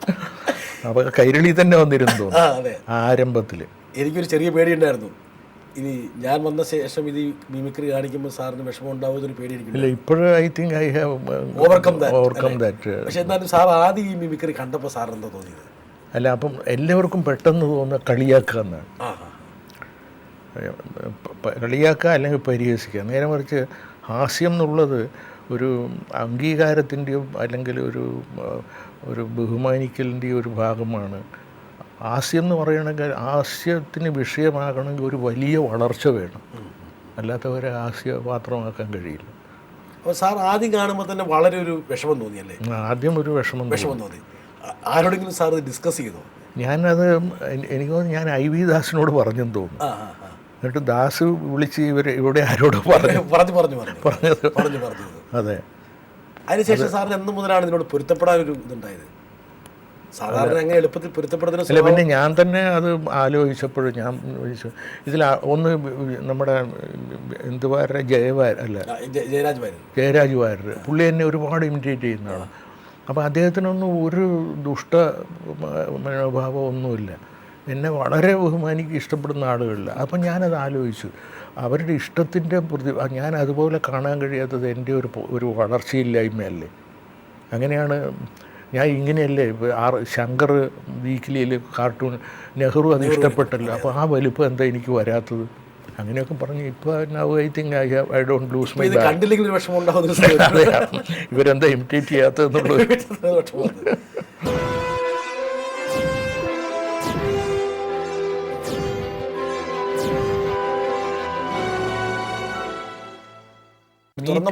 തുറന്ന് ഞാൻ പ്ലാറ്റ്ഫോമിൽ വെച്ച് പറഞ്ഞതാണ്. പ്ലാറ്റ്ഫോമിൽ വെച്ച് ആളുകൾ ഒന്ന് ചുമച്ചിട്ട് ഞാൻ ദേഷ്യപ്പെട്ടിട്ടുണ്ട്. തനിക്കെന്തെന്നാ വീട്ടിൽ നിന്ന് ഇതൊക്കെ കഴിച്ചു വന്നാൽ ആളുകൾ പറഞ്ഞു, സാറേ ഇത് കരുതി കൂട്ടി ആരെങ്കിലും ചുമയ്ക്കോ? ഇതൊക്കെ പറഞ്ഞ ശേഷം ഇത് കഴിഞ്ഞതിന് ശേഷം എനിക്ക് തമാശ തോന്നും, ആളും ചിരിക്കും, വലിയ തമാശയാണ്. വെള്ളാപ്പള്ളി, എനിക്ക് വെള്ളാപ്പള്ളിയായിട്ടുള്ള സാറിൻ്റെ ആ ഒരു ഫൈറ്റ്. വെള്ളാപ്പള്ളിയോടത് ഞാൻ ഈ ശിവഗിരിയിൽ അതെ അഡ്മിനിസ്ട്രേറ്ററായിട്ട് അല്ല മറ്റേ എൻ്റെ ഉപദേശക സമിതി ചെയർമാൻ ആയിട്ട് വന്നു. അപ്പോൾ ഇയാളും SNDP. അപ്പം നായനാർ പറഞ്ഞു SNDP യോഗത്തെ മാറ്റി നിർത്തിയിട്ട് എനിക്ക് കമ്മിറ്റി ഉണ്ടാക്കാൻ കഴിയില്ല, അപ്പോൾ സെക്രട്ടറി വരും. ശരി. അപ്പോൾ ഞാൻ തീർച്ചയായും അന്ന് ഈ വിദ്യാധരനാണ്, മറ്റേ വിദ്യാസാഗർ, അതെ പുള്ളിയുണ്ട്. അന്ന് അവർ വലിയ രോഗത്തിലാണ്, ഇന്ന് ഭയങ്കര ശത്രുക്കളാണ്. അപ്പോൾ പുള്ളിയോട് ഞാൻ പറഞ്ഞു, നിങ്ങൾ ഈ വലിയ ബാർ ഹോട്ടലും ഒക്കെ. അപ്പോൾ പുള്ളി പറഞ്ഞു, മാഷേ അത് അച്ഛൻ്റെ ഒരു ഇതാണ്, അത് ഇങ്ങനെ വന്നു. പിന്നെ ആണ് എനിക്ക് ഇയാൾ ഒരു വലിയ മദ്യത്തിൻ്റെ ആളുമാണ് പിന്നെ എന്നൊക്കെ മനസ്സിലായി. അങ്ങനെയാണ് ഞാൻ അതിൽ നിന്ന് ഒഴിയുന്നത്. പിന്നെ ഞാൻ പറഞ്ഞു എനിക്കിത് പറ്റില്ല. എന്നിട്ട് തിരുവനന്തപുരത്ത് ഈ നമ്മുടെ ട്രിവാൻഡ്രം ഹോട്ടലിൽ വെച്ച് ഒരു മദ്യനിരോധനത്തിൻ്റെ അന്നാണ് ആദ്യത്തെ അറ്റാക്ക്. ഭയങ്കര അറ്റാക്കായിരുന്നു. യമഹ സുരേന്ദ്രൻ ഇവരുടെ മുഴുവൻ ഞാൻ നിർത്തി. അത് ഭയങ്കരമാണ്. അതിനുശേഷം പിന്നെ ഞാൻ ഇയാൾ കുമാരനാശാനോടൊക്കെ താരതമ്യപ്പെടുത്തിയിട്ട് എന്നെപ്പറ്റി പുള്ളി എന്തൊക്കെയാണ് പറഞ്ഞത്, ഇവൻ കുടിയനാണ്. ഉണ്ണീരിക്കുട്ടിയോട് പറഞ്ഞു ഞാനങ്ങനെ പറഞ്ഞിട്ടേ ഇല്ല, മലബാറിൽ കുടിക്കാത്തൊരാണ്ട് മാഷ് മാത്രമേ ഉള്ളൂ. പിന്നെ നടേശന് പിന്നെ എന്നെ നേരിടാൻ എൻ്റെ ആയുധങ്ങൾ വേണം, അത് നടേശനില്ല. നടേശൻ്റെ കയ്യിലുള്ള ചില ശകാരങ്ങളൊക്കെ അയാൾക്ക് ഉപയോഗിക്കാൻ പറ്റും. അതുകൊണ്ട് ഞാൻ ഇടയ്ക്ക് ഇങ്ങനെ സാറിന് ഒരു ഇങ്ങനെ നല്ലൊരു വിമർശനം നല്ല ഭാഷയിൽ അങ്ങ് കൊടുത്തു കഴിയുമ്പോൾ ഒരു സുഖം തോന്നാറുണ്ട്. വളരെ വലിയ സുഖമാണ്. അല്ല, എൻ്റെ ആരോഗ്യത്തിൻ്റെ അടിസ്ഥാനം തന്നെ ഇതാണെന്ന് തോന്നുന്നു. സത്യം പറഞ്ഞാൽ ഞാൻ 80 വയസ്സ് ജീവിക്കും. ജ്യോത്സ്യന്മാരാരും പറഞ്ഞിട്ടില്ല, അവർ 65 വരെ കഷ്ടിച്ച് കഴിയുന്ന. ഇപ്പോഴും എനിക്ക് ഒരു സൂക്കേടുമില്ല, കൊളസ്ട്രോളില്ല. ഇതിനിടെ ഫ്ലൂ ഒക്കെ വന്നിട്ട് BP കുറച്ച് വന്നിരിക്കും. പക്ഷെ അതൊന്നും ഒരു കാര്യം സാറിന് ശ്രദ്ധിച്ചിട്ടുള്ള ഈ ഉരുളക്കുപ്പേരി എന്ന് പറഞ്ഞ പോലെ, അതായത് ഒരു പ്രതികരണം വന്നാൽ പെട്ടെന്ന് അങ്ങോട്ട് തിരിച്ച് അടിക്കാനുള്ള ഒരു സാമർഥ്യം.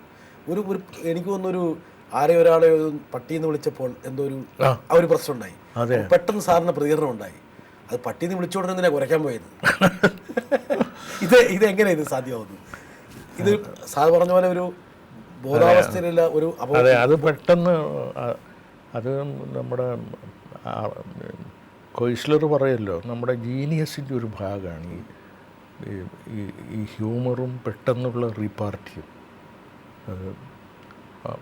അതൊരു കഴിവാണ്. അത്ര താർക്കിക സ്വഭാവം എനിക്ക് തോന്നുന്നു. ഈ തർക്കിച്ചിരിക്കാനുള്ള തർക്കത്തിൽ അത് ഈ വാഗ്ഭടാനന്ദൻ വലിയൊരു താർക്കികനായിരുന്നു. ഇപ്പോൾ ചെറുപ്പത്തിൽ ഉത്തര കേരളം ഉണ്ടല്ലോ, വാഗ്ഭടാനന്ദൻ്റെ കീർത്തി കൊണ്ട് നിറഞ്ഞതാണ്. മഹാപണ്ഡിതൻ, ഏത് ഭാരതീയ വിഷയം, മഹാപുരോഗമനവാദി. തൊഴിലാളികളുടെയൊക്കെ വടകര അവിടെയൊക്കെ ഇദ്ദേഹം ഉണ്ടാക്കിയതാണ്. അതെ, സൊസൈറ്റി. അവർ വളരെ കാലം മാസം തോറും ഈ വളരെ വിഷമത്തിലാണ് കാശൊക്കെ കൊടുത്തിരുന്നു. ഭയങ്കര താർക്കികനും ഭയങ്കര പണ്ഡിതനും പിന്നെ നല്ല പ്രഭാഷകനും. അതാണ് എൻ്റെ അടിയിൽ. സാറിന് മുകളിലൊരു സ്വാധീനം എപ്പോഴും വാഗ്ഭടാനന്ദനാണ്. പിന്നെ ഒരു താർക്കികൻ എന്നുള്ളൊരു പിന്നെ എല്ലാ മതങ്ങളോടുമുള്ള സമഭാവന. ഇപ്പോൾ ശ്രീനാരായണ ഗുരു ഒരു മതം എന്നൊക്കെ പറഞ്ഞെങ്കിലും അത് നബി, ക്രിസ്തു, ബുദ്ധൻ എന്നൊക്കെ പറഞ്ഞിട്ട് അവർക്ക് വിശേഷണമൊക്കെ കൊടുത്തിട്ട് അവരുടെ ഏകത സ്ഥാപിക്കുന്ന ഒരിതുണ്ട്. ഗുരുദേവൻ്റെത് സ്ഥാപിക്കലില്ല, അതൊരു പ്രവചനമാണ്. ഗുരുദേവൻ അത് അധികം ഇദ്ദേഹം അത് സ്ഥാപിക്കും. ഇങ്ങനെ കരുണാവാരിധിയായ നബി എന്ന് പറഞ്ഞിട്ട് അത് ചെറുപ്പത്തിൽ നമ്മുടെ ഹൃദയത്തിൽ. അത് കഴിഞ്ഞിട്ട് സെക്യുലറിസമൊക്കെ വരുമ്പോൾ നമുക്ക് സെക്യുലറിസം ഒരു പുതുമയല്ല. എത്രയോ പതിറ്റാണ്ടുകൾക്ക് മുമ്പ് ഞാൻ സെക്യുലറിസ്റ്റായി കഴിഞ്ഞിരിക്കുന്നു. സാർ പറഞ്ഞു വന്നപ്പോൾ പിന്നെ എനിക്കൊന്ന് ഈ ഭാരതീയ ദർശനങ്ങളെ ഇത്രത്തോളം ആഴത്തിൽ പഠിച്ചിട്ടുള്ള വേറൊരാളുണ്ടാവില്ല. സാറിൻ്റെ പുസ്തകങ്ങളും ചിന്തകളും അങ്ങനെ തന്നെയാണ്. പക്ഷേ ഈ ഭാരതീയ ദർശനങ്ങളെ മുന്നിൽ വെച്ചുകൊണ്ട് തന്നെയാണ് ഇന്ത്യയിലെ പ്രധാനപ്പെട്ട രാഷ്ട്രീയ പാർട്ടി BJP അതിൻ്റെ പ്രചാരണവും അതിൻ്റെ പ്രവർത്തനവും മുന്നോട്ട് നയിക്കുന്നത്. ഇത് തമ്മിൽ ഭയങ്കര ഒരു വൈരുദ്ധ്യം കാണാറുണ്ട്. സാറിന് എന്താ തോന്നാറ്? എനിക്ക് അത് ഇവരെല്ലാം ഭാരതീയ സംസ്കാരവും ഹിന്ദു മതവും എന്ന് പറയുന്നത് ഉപരിപ്ലവമായ അറിവേ ഉള്ളൂ. ഇപ്പോൾ അവർ വേദം എന്ന് പറഞ്ഞാൽ അവർക്ക് വേദത്തെ പറ്റിയുള്ള ആഴമേറിയ കാഴ്ചപ്പാടൊന്നുമില്ല. അപ്പോൾ അതുപോലെ തന്നെ ഗീതയെപ്പറ്റി അവിടെ ചില ഇപ്പോൾ P. പരമേശ്വരൻ, ഞാൻ ഇതിനിടെ അദ്ദേഹത്തെ പറ്റി ഞാൻ പറഞ്ഞല്ലോ, ഒരു ഭാരതീയ ഒരു ശാസ്ത്രത്തിലും അദ്ദേഹം ഒരു പണ്ഡിതനാണെന്ന് തെളിയിച്ചിട്ടുമില്ല.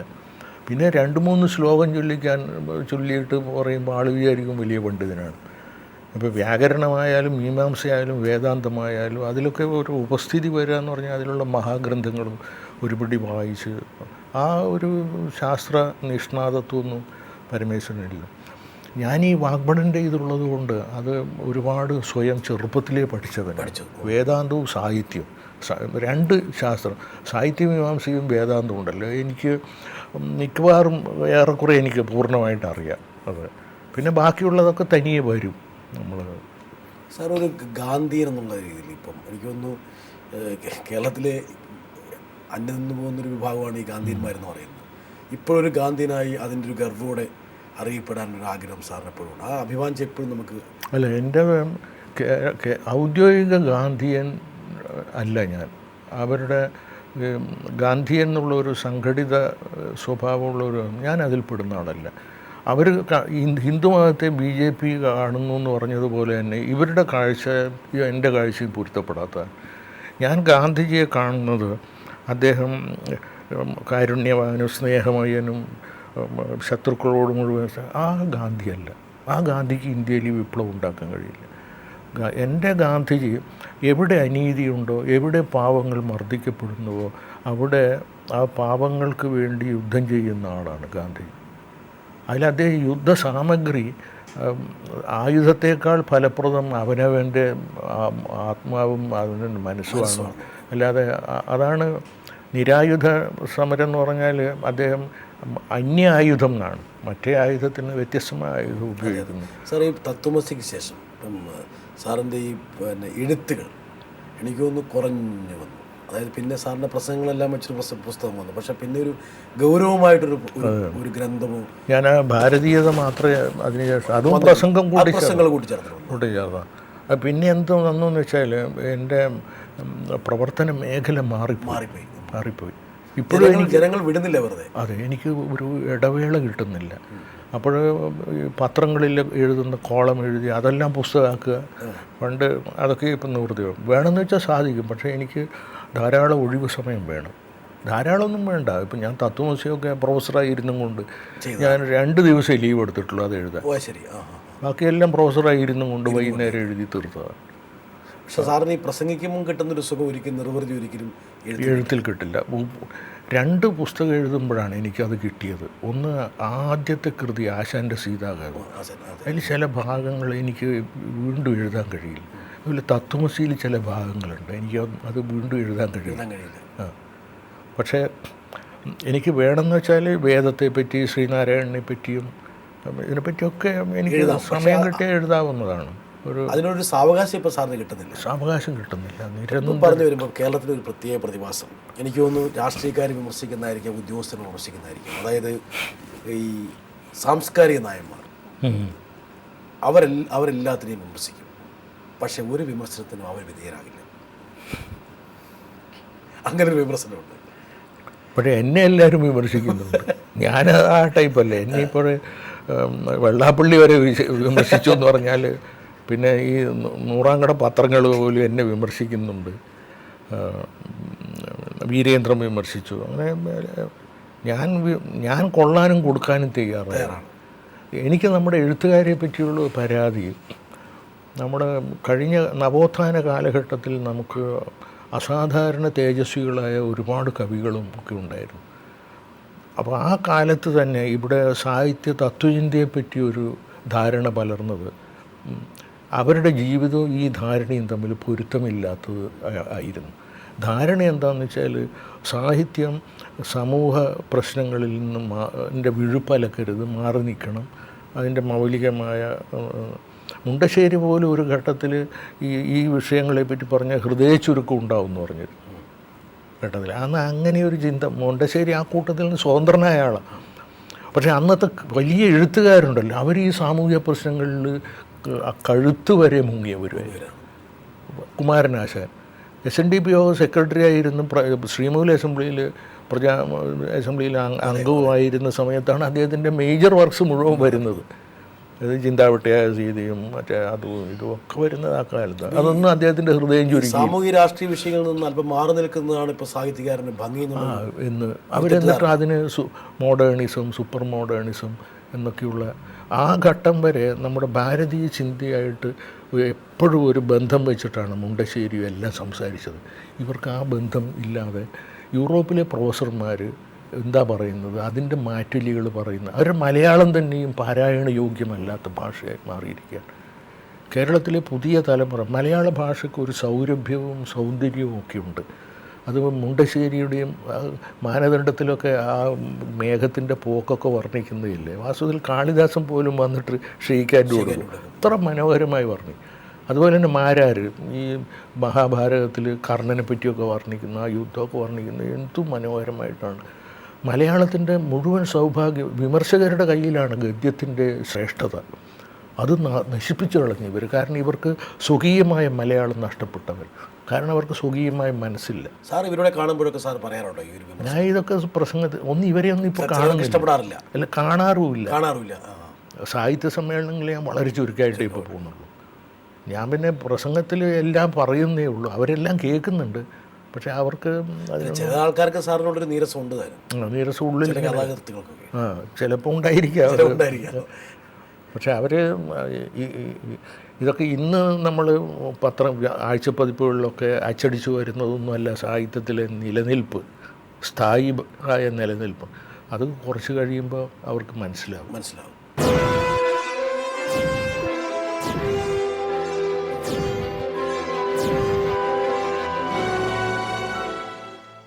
എല്ലാവർക്കും അറിയാനുള്ളൊരു കാര്യം എന്താ കാരണത്താൽ അഴീക്കോട് സാറിനെ ദുഃഖിപ്പിച്ചിട്ടുള്ള പ്രധാനപ്പെട്ട സംഭവം എന്തായിരിക്കും? അഴീക്കോട് സാറിൻ്റെ മനസ്സിൽ ദുഃഖം സൃഷ്ടിച്ചിട്ടുള്ള പ്രധാനപ്പെട്ട ഒരു സംഭവം എന്തായിരിക്കും? ഞാൻ പലപ്പോഴും ആലോചിച്ചിട്ടുണ്ട്. സാർ ഇങ്ങനെ അങ്ങോട്ട് ഒരു അറ്റം നിന്ന് മറ്റൊരു വട്ടത്തേക്ക് ഇങ്ങനെ വിരാജിക്കുകയാണ്. ഇങ്ങനെ ഒരു പ്രസംഗ പീഠത്തിൽ കയറി കഴിഞ്ഞാൽ ഒരു വിഷയത്തിൽ നിന്ന് വേറെ വിഷയത്തിലേക്ക് ഇങ്ങനെ പോവുകയാണ്. പക്ഷേ ഇതിനിടയിൽ ഒരു പച്ചയായ മനുഷ്യൻ്റെ ചില ദുഃഖങ്ങളൊക്കെ വേട്ടയാടാറില്ലേ? ഒരു ദുഃഖം അമ്മയായിരുന്നു എൻ്റെ ദുഃഖം. അമ്മയിൽ എൻ്റെ കുടുംബം, അച്ഛൻ എന്നൊക്കെ പറയുന്നത് അമ്മ കഴിഞ്ഞിട്ടേ ഉള്ളൂ. അമ്മയ്ക്ക് വലിയ അച്ഛൻ പണ്ഡിതനാണ്, എല്ലാമാണ്. പക്ഷേ എൻ്റെ മനസ്സിൽ നിറഞ്ഞു നിൽക്കുന്നത് അമ്മ മാത്രമാണ്. ഞാനത് പറയാറുണ്ട്, എൻ്റെ ജീവിതത്തിൽ ഏക സ്ത്രീയാണ്, അപ്പോൾ വേറെ സ്ത്രീക്ക് സ്ഥാനമില്ല എന്ന് പറയും. അത് എൻ്റെ ഒരു വലിയ പേടി, അമ്മ മരിക്കുമ്പോൾ ഞാൻ എവിടെയായിരിക്കുന്നു, ഭയങ്കര പേടിയായിരുന്നു കേട്ടോ മനസ്സിൽ. അത് ഞാൻ ഈ തെണ്ടി നടക്കുകയല്ലേ. അപ്പോൾ അമ്മയ്ക്ക് ഒരുപാട് പ്രായമായി. അങ്ങനെ ഞാനൊരു ഓണത്തിന് യൂണിവേഴ്സിറ്റിയിൽ വർക്ക് ചെയ്യുമ്പോൾ ഓണത്തിന് വീട്ടിലെത്തി. അപ്പം ഓണത്തിനാകുമ്പം എനിക്ക് മംഗലാപുരത്ത് മീറ്റിംഗ്, അത് കഴിഞ്ഞ് ബാംഗ്ലൂർ, പിന്നെ ബോംബെ. ഞാൻ ടിക്കറ്റെല്ലാം ശരിയാക്കി രാവിലത്തെ ട്രെയിനിന് മംഗലാപുരത്ത് പോകണം. അപ്പോൾ ഒരു ടാക്സി അഴീക്കോട് വീട്ടിൻ്റെ മുമ്പിൽ വന്നു. അമ്മ എപ്പോഴും വറാന്തയിൽ വന്ന് ഒരു കസേരയിലിരിക്കും. ഞാൻ ഇറങ്ങാൻ പോകുമ്പോൾ അമ്മ ഒന്ന് കുഴഞ്ഞു വീണു. അപ്പോൾ ഞാൻ യാത്രയൊക്കെ നിർത്തി എല്ലാം അറിയിച്ച് ഈ കാറിൽ അമ്മയെ ടൗണിൽ കൊണ്ടുപോയി ഡോക്ടറെ കാണിച്ച് ഉച്ചയ്ക്ക് 3 മണിക്ക് അമ്മ മരിച്ചു. അപ്പോൾ അമ്മയുടെയും പ്രാർത്ഥന ഇതായിരുന്നു, മരിക്കുമ്പോൾ ഇവൻ എൻ്റെ അടുത്തുണ്ടാകണേ എന്നുള്ള എൻ്റെ പ്രാർത്ഥന അതാണ്. അത് അങ്ങനെ ഒരു ദുഃഖം ഇടയ്ക്കിടയ്ക്ക് മനസ്സിലേക്ക് ഇപ്പോഴും വരും. ആളുകൾ ചോദിച്ച് പലതവണ ഞാനിത് പറഞ്ഞിട്ടുണ്ട്. അത് അവിടെയാണ് ഈ സ്നേഹം എന്നുള്ളത്. എന്തോ ഒരു അധികം സംസാരിക്കൊന്നുമില്ല ഞങ്ങൾ. ഇപ്പോൾ ഈ ടി വിയിലൊക്കെ കാണുന്ന മാതിരി ഇങ്ങനെ ആ രീതിയിലുള്ള ഒരു സ്നേഹപ്രകടനം, കമ്മ്യൂണിക്കേഷൻ ഒന്നുമില്ല. പക്ഷേ 1-2 വാചകങ്ങൾ. പക്ഷേ അത് അതെ, ഞാൻ പോട്ടെ, അടുത്ത ആഴ്ച വരാം, ഇത്രയൊക്കെ പറയും. പക്ഷെ അതിലെല്ലാം അതെല്ലാം അടങ്ങിയിരിക്കും, വാചാലമല്ല. അത് പക്ഷേ അമ്മയ്ക്ക് വലിയ സന്തോഷമാണ് ഞാൻ വലിയ ആളായി. പിന്നെ ഞങ്ങൾ വീട്ടിലെ എല്ലാ സഹോദരന്മാരും വളരെ അടുപ്പമാണ്. ഒരു ഈ തിരക്കിനിടയിൽ കുടുംബ ബന്ധങ്ങളൊക്കെ ആയിട്ട് വീണ്ടും ഒരു അല്ല, ഞാനിങ്ങനെ എപ്പോഴും കണ്ണൂർ പോകുമ്പോൾ അവിടെ അവരുടെ വീട്ടിൽ താമസിക്കും. പിന്നെ ജ്യേഷ്ഠനും എല്ലാം ഈ ലണ്ടനിലാണ്. അതുകൊണ്ട് പിന്നെ കത്തയക്കും. ഏട്ടനിപ്പോൾ എന്നേക്കാളും പ്രായമുണ്ട്, യാത്രയൊന്നും ചെയ്യാൻ വയ്യ. പിന്നെ സ്നേഹം എന്ന് പറയുന്നത് ഇതെല്ലാം ഒരു പാസിങ് ഷോ എന്ന് പറഞ്ഞാൽ അത്രയും അതൊന്നൊരു അതൊക്കെ ഓരോ ഓരോ അവസ്ഥയിലുണ്ടായതാണ്. പിന്നെ വേറൊന്ന്, ഞാൻ ഈ വിവാഹം കഴിക്കാതിരിക്കാൻ ഒരു കാരണം എനിക്കറിയാം. ഞാൻ വിവാഹം കഴിച്ചാൽ ഞാൻ ഈ ഒരു വികാരത്തിന് അടിപ്പെട്ടു പോകുന്ന ഒരുത്തനാണ്.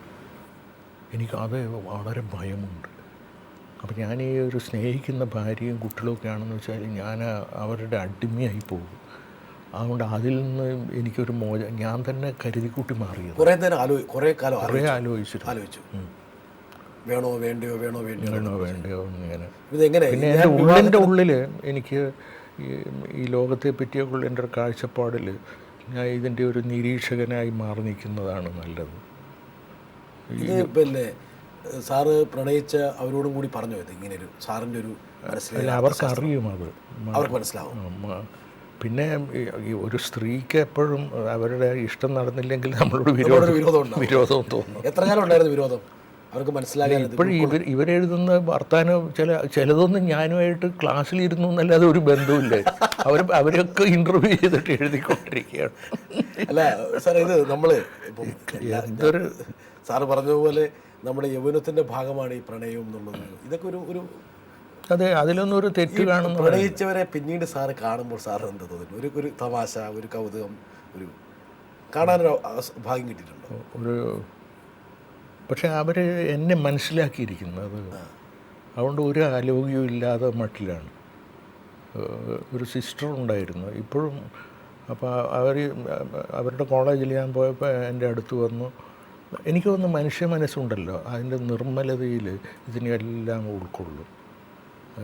ആ നിർമ്മലത തെറ്റുമ്പോഴാണ് ഈ വിരോധമൊക്കെ വരുന്നത്. തിരിഞ്ഞു നോക്കുമ്പോൾ സാറൊരു തമാശ തോന്നുന്നുണ്ട് അതൊക്കെ, ഈ പ്രണയത്തിനെ കുറിച്ചൊക്കെ? അങ്ങനെ ഞാനത് ഡെവലപ്പ് ചെയ്യാൻ അനുവദിച്ചിട്ടുമില്ല. പിന്നെ ഏറ്റവും വലിയ ഇത് എനിക്ക് പാവങ്ങളുടെ ജീവിതത്തോടുള്ള ഒരു വല്ലാത്ത അവരെ കഷ്ടപ്പെടുത്തുന്ന അവരോടുള്ള ദേഷ്യവും, ഇതാണ് എൻ്റെ ജീവിതത്തിലെ ഡോമിനൻ്റ്. അതിൻ്റെ മുമ്പിൽ ഇതെല്ലാം നിഷ്പ്രഭമാണ്.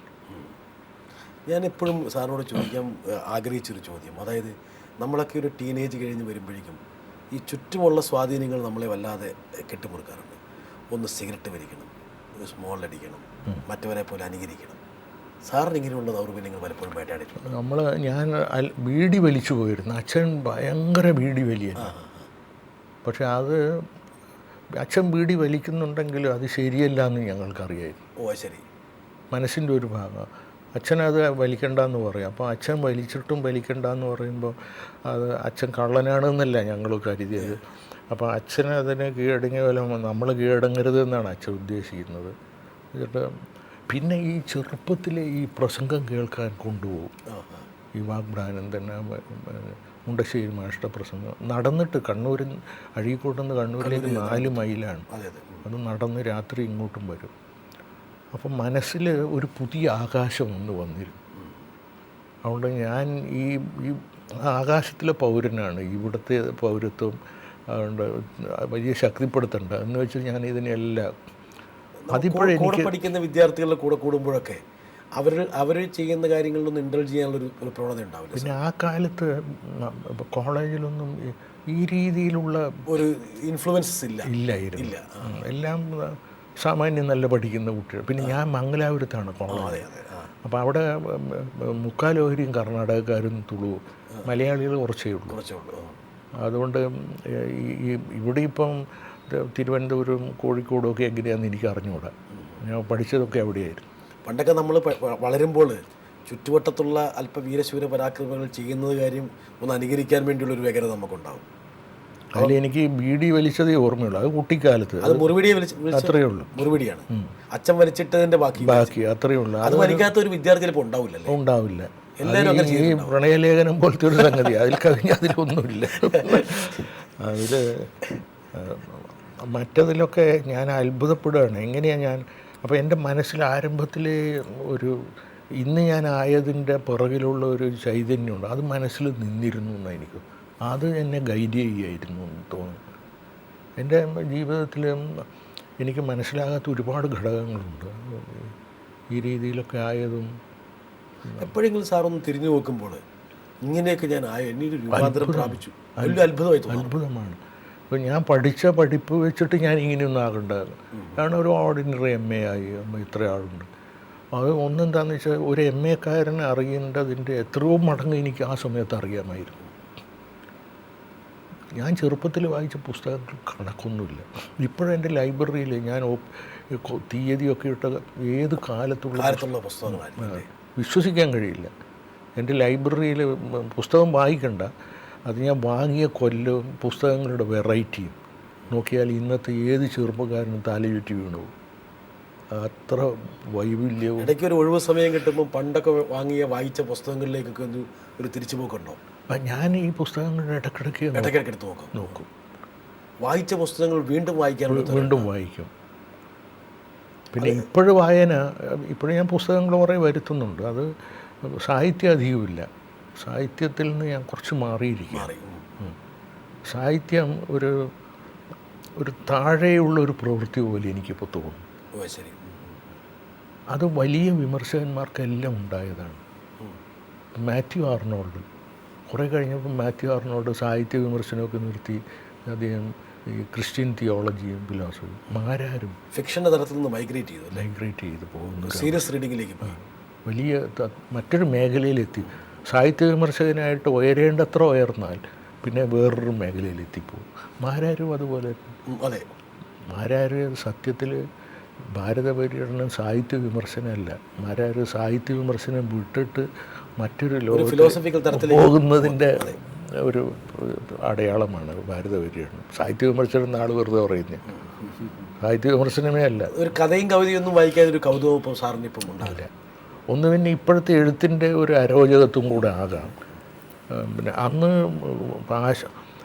അന്ന് ഞങ്ങൾ കുട്ടിക്കാലത്തും ആശാനും വള്ളത്തോളുമാണ് അപ്പോഴും സജീവ കവികൾ. ആശാൻ ഞാൻ ജനിക്കുന്നതിന് മുമ്പ് തന്നെ മരിച്ച ആളാണ്. 1924 മരിച്ചില്ല, ഞാൻ 26 ജനിക്കും. പക്ഷേ ആശാൻ ഞങ്ങളുടെ ബാല്യജീവിതത്തിൽ സജീവ കവിയാണ് മോനാശാൻ. ഇപ്പോഴും അതേ നിലയിൽ നിൽക്കുകയാണ്. അല്പം പോലും വലിപ്പം കുറഞ്ഞിട്ടില്ല. വള്ളത്തോളിൻ്റെ എസെൻഷ്യൽ വള്ളത്തോളിന് വലിപ്പം കുറയില്ല. പക്ഷെ വള്ളത്തോൾ പലതും എഴുതിയിട്ടുണ്ട്. അത് അസാധാരണനാണ്. എത്രയാ പുരാണങ്ങൾ തർജ്ജമ. വെറും തർജ്ജമ മാത്രം നോക്കിയാൽ അദ്ദേഹത്തിന് എല്ലാ കാലത്തെയും നല്ല തർജ്ജമക്കാരനും പറഞ്ഞ് സമ്മാനം കൊടുക്കേണ്ടി വരും. എല്ലാ കാലത്തെയും ഗ്രേറ്റസ്റ്റ് ട്രാൻസ്ലേറ്റർ. ഈ തിരക്കുകൾക്കിടയിൽ ഒരു സിനിമ കാണാൻ സാറിന് അവസരം കിട്ടാം? സിനിമ ഞാൻ പണ്ട് കുട്ടിക്കാലത്ത് ഒരുപാട് എത്ര വർഷമായിട്ടുണ്ടോ ഒരു സിനിമ കണ്ടിട്ട്? സിനിമ ആറ്റൻബറോവിൻ്റെ സിനിമ കണ്ടു. പിന്നെ നമ്മുടെ ഭരത് ഗോപിയുടെ കൊടിയേറ്റം അത് ഡൽഹിയിൽ ഞാൻ ചെന്നപ്പോൾ അതിൻ്റെ ഒരു പ്രീവ്യൂ ഉണ്ടായിരുന്നു. അപ്പോൾ ONV ഉണ്ട്, 15 വർഷമായിട്ടുണ്ടാവും. 10 രൂപ. പിന്നെ ഇപ്പോഴൊന്നും കാണാറില്ല. ഒന്നിതാണ്, സിനിമ കാണേണ്ട സമയത്ത് ഞാൻ പ്ലാറ്റ്ഫോമിലായിരിക്കും.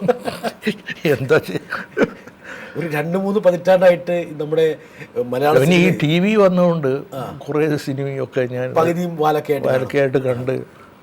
മമ്മൂട്ടി, മോഹൻലാൽ എന്നൊക്കെ പറയുന്നവരൊക്കെ കണ്ടാലറിയും. അവരെ പരിചയമുണ്ട്, TV ഉള്ളതുകൊണ്ട്. അതെ. സാറിൻ്റെ പ്രസംഗങ്ങളിൽ ടെലിവിഷനിൽ ഇങ്ങനെ ഈ സംപ്രേഷണം ചെയ്യുമ്പോൾ സാറ് പ്രസംഗിച്ച പല ഭാഗങ്ങളും പിന്നെ വാർത്തയിലും മറ്റു രൂപത്തിലൊക്കെ വരുമല്ലോ. അപ്പോഴത് സാറ് നോക്കുമ്പോൾ എന്തെങ്കിലും ഒരു ചില ഭാഗം കേട്ടിട്ട് ഇതെങ്ങനെ പ്രസംഗിച്ചു എന്ന് തന്നെ എനിക്ക് തോന്നിയിട്ടുണ്ട്. ഇങ്ങനെ വലിയ ശബ്ദം, ഇങ്ങനെ ഒരു ഭയങ്കരമായ ഒരു ഒഴുക്കും ഇതും. അത് ചിലർ, ഞാനൊരു തവണ 20-25 കൊല്ലം ബോംബെ പോയിട്ടൊരു പ്രസംഗം ചെയ്തിരുന്നു. അന്ന് അവിടുത്തെ മുനിസിപ്പൽ ചെയർമാൻ മലയാളി മാധവൻ, ഒരു വലിയ കോൺഗ്രസ് നേതാവ് ഉണ്ടായിരുന്നു, മാധവൻ്റെ അധ്യക്ഷതയിൽ. ഇപ്പോഴും ബോംബെ മലയാളിൽ ആ കാസറ്റ് വെച്ചിട്ട് അത് ഇതിനിടെ ഞാൻ കേട്ടു. ഞാനപ്പോൾ വിചാരിച്ചു, എങ്ങനെ ഈ തമാശയൊക്കെ പെട്ടെന്ന് പറഞ്ഞത് എനിക്ക് വിശ്വസിക്കാൻ വയ്യ. So the speaker in me is a source of amazement to me even now. എന്നെ തന്നെ ആശ്ചര്യപ്പെടുത്തി. സാറിൻ്റെ ഒരു ഇടപെടൽ അല്ലെങ്കിൽ പ്രസംഗം ഇതിന് ശേഷം ഈ പ്രേക്ഷകരിൽ നിന്ന് കത്തുകളൊക്കെ വരാറില്ലേ? നിരവധി കത്തുകൾ വരുന്നുണ്ടാവില്ല, വായിക്കാനൊരു അവസരം കിട്ടാറുണ്ട്. ഇതൊക്കെ കത്തുകൾ. പക്ഷേ എനിക്ക് അധികം കത്തുകൾ ഒന്നെന്താണെന്ന് വെച്ചാൽ ആളുകൾക്ക് എന്നെ ഭയമാണെന്ന് തോന്നും. സാധാരണ നിലക്ക് കിട്ടാവുന്ന കത്തുകളുടെ എണ്ണം എനിക്കില്ല. അതുപോലെ ഇപ്പോൾ അമൃതാനന്ദമയ്യെ പറ്റി ഞാൻ പറഞ്ഞില്ലേ, വേറൊരാളാണെങ്കിൽ അയാൾക്ക് ജീവിക്കാൻ കഴിയാത്തത്ര ഫോണിലൂടെ ഭീഷണി വരും. എനിക്കത് വരില്ല. അവർക്ക് എന്തോ ഞാൻ അങ്ങോട്ടും പറയുന്നുള്ളൊരു പേടിയുണ്ടാവും, ഉഗ്രവാദിയാണെന്നൊരു ധാരണ. അതെ, അതുകൊണ്ട് ഞാൻ രക്ഷപ്പെട്ട് ഇരിക്കുകയാണ്. വലിയ ആരാധകന്മാരും അധികം എന്നെ പെസ്റ്റർ ചെയ്യാറില്ല. പിന്നെ സാറിന് അത് മുണ്ടശ്ശേരി മാഷ് അടുത്ത അനഭിഗമ്യന. മുണ്ടശ്ശേരി മാഷ്ക്ക് പിന്നെ ആ പേഴ്സണാലിറ്റിയുടെ ഒരു ഇതുണ്ട്, എനിക്കില്ലാത്തൊരു. പക്ഷേ എനിക്ക് അത് ഗുണമായിട്ട് ഞാൻ കൺവേർട്ട് ചെയ്തിട്ടുണ്ട്. മുണ്ടശ്ശേരി മാഷ് അത് EMS പറഞ്ഞ പോലെ എൻ്റെ വിക്കാണ് എൻ്റെ ഏറ്റവും വലിയ പോസിറ്റീവ് എന്ന് പറഞ്ഞ പോലെ സാറിൻ്റെ ആ ഒരു ഘടനയാണ്, ശരീരഘടനയാണ്. പിന്നെ ഞാനത് ഉപയോഗപ്പെടുത്തി. പിന്നെ മറ്റൊന്ന്, ഞാൻ എന്നെ തന്നെ പരിഹസിച്ച് പറയും, ആളുകൾക്ക് ബഹുരസാദ്. അത് ഞാനത് കരുതി കൂട്ടി പറയുന്നല്ല കേട്ടോ. അങ്ങനെ എനിക്ക്, ഞാൻ പറഞ്ഞല്ലോ, പ്ലാറ്റ്ഫോമിൽ അങ്ങനെ ഒരു ഡെലിബറേറ്റായിട്ട് ഒരു വേഷം കെട്ടലോ ഒന്നുമില്ല. അങ്ങ് വായ തോന്നിയ പറയല്ല. ഒരു ഇത്രയും നേരം ഞങ്ങളുമായി പങ്കുവച്ചത് വളരെ നന്ദി. സന്തോഷം. ഞാനൊരു സാധാരണ പോലെ പറഞ്ഞു. വളരെ നന്നായി. നമ്മൾ ഒരു ഇൻ്റർവ്യൂവിൻ്റെ ഒരു പരിവേഷം ഇല്ലാതെ പറയാൻ പറ്റി.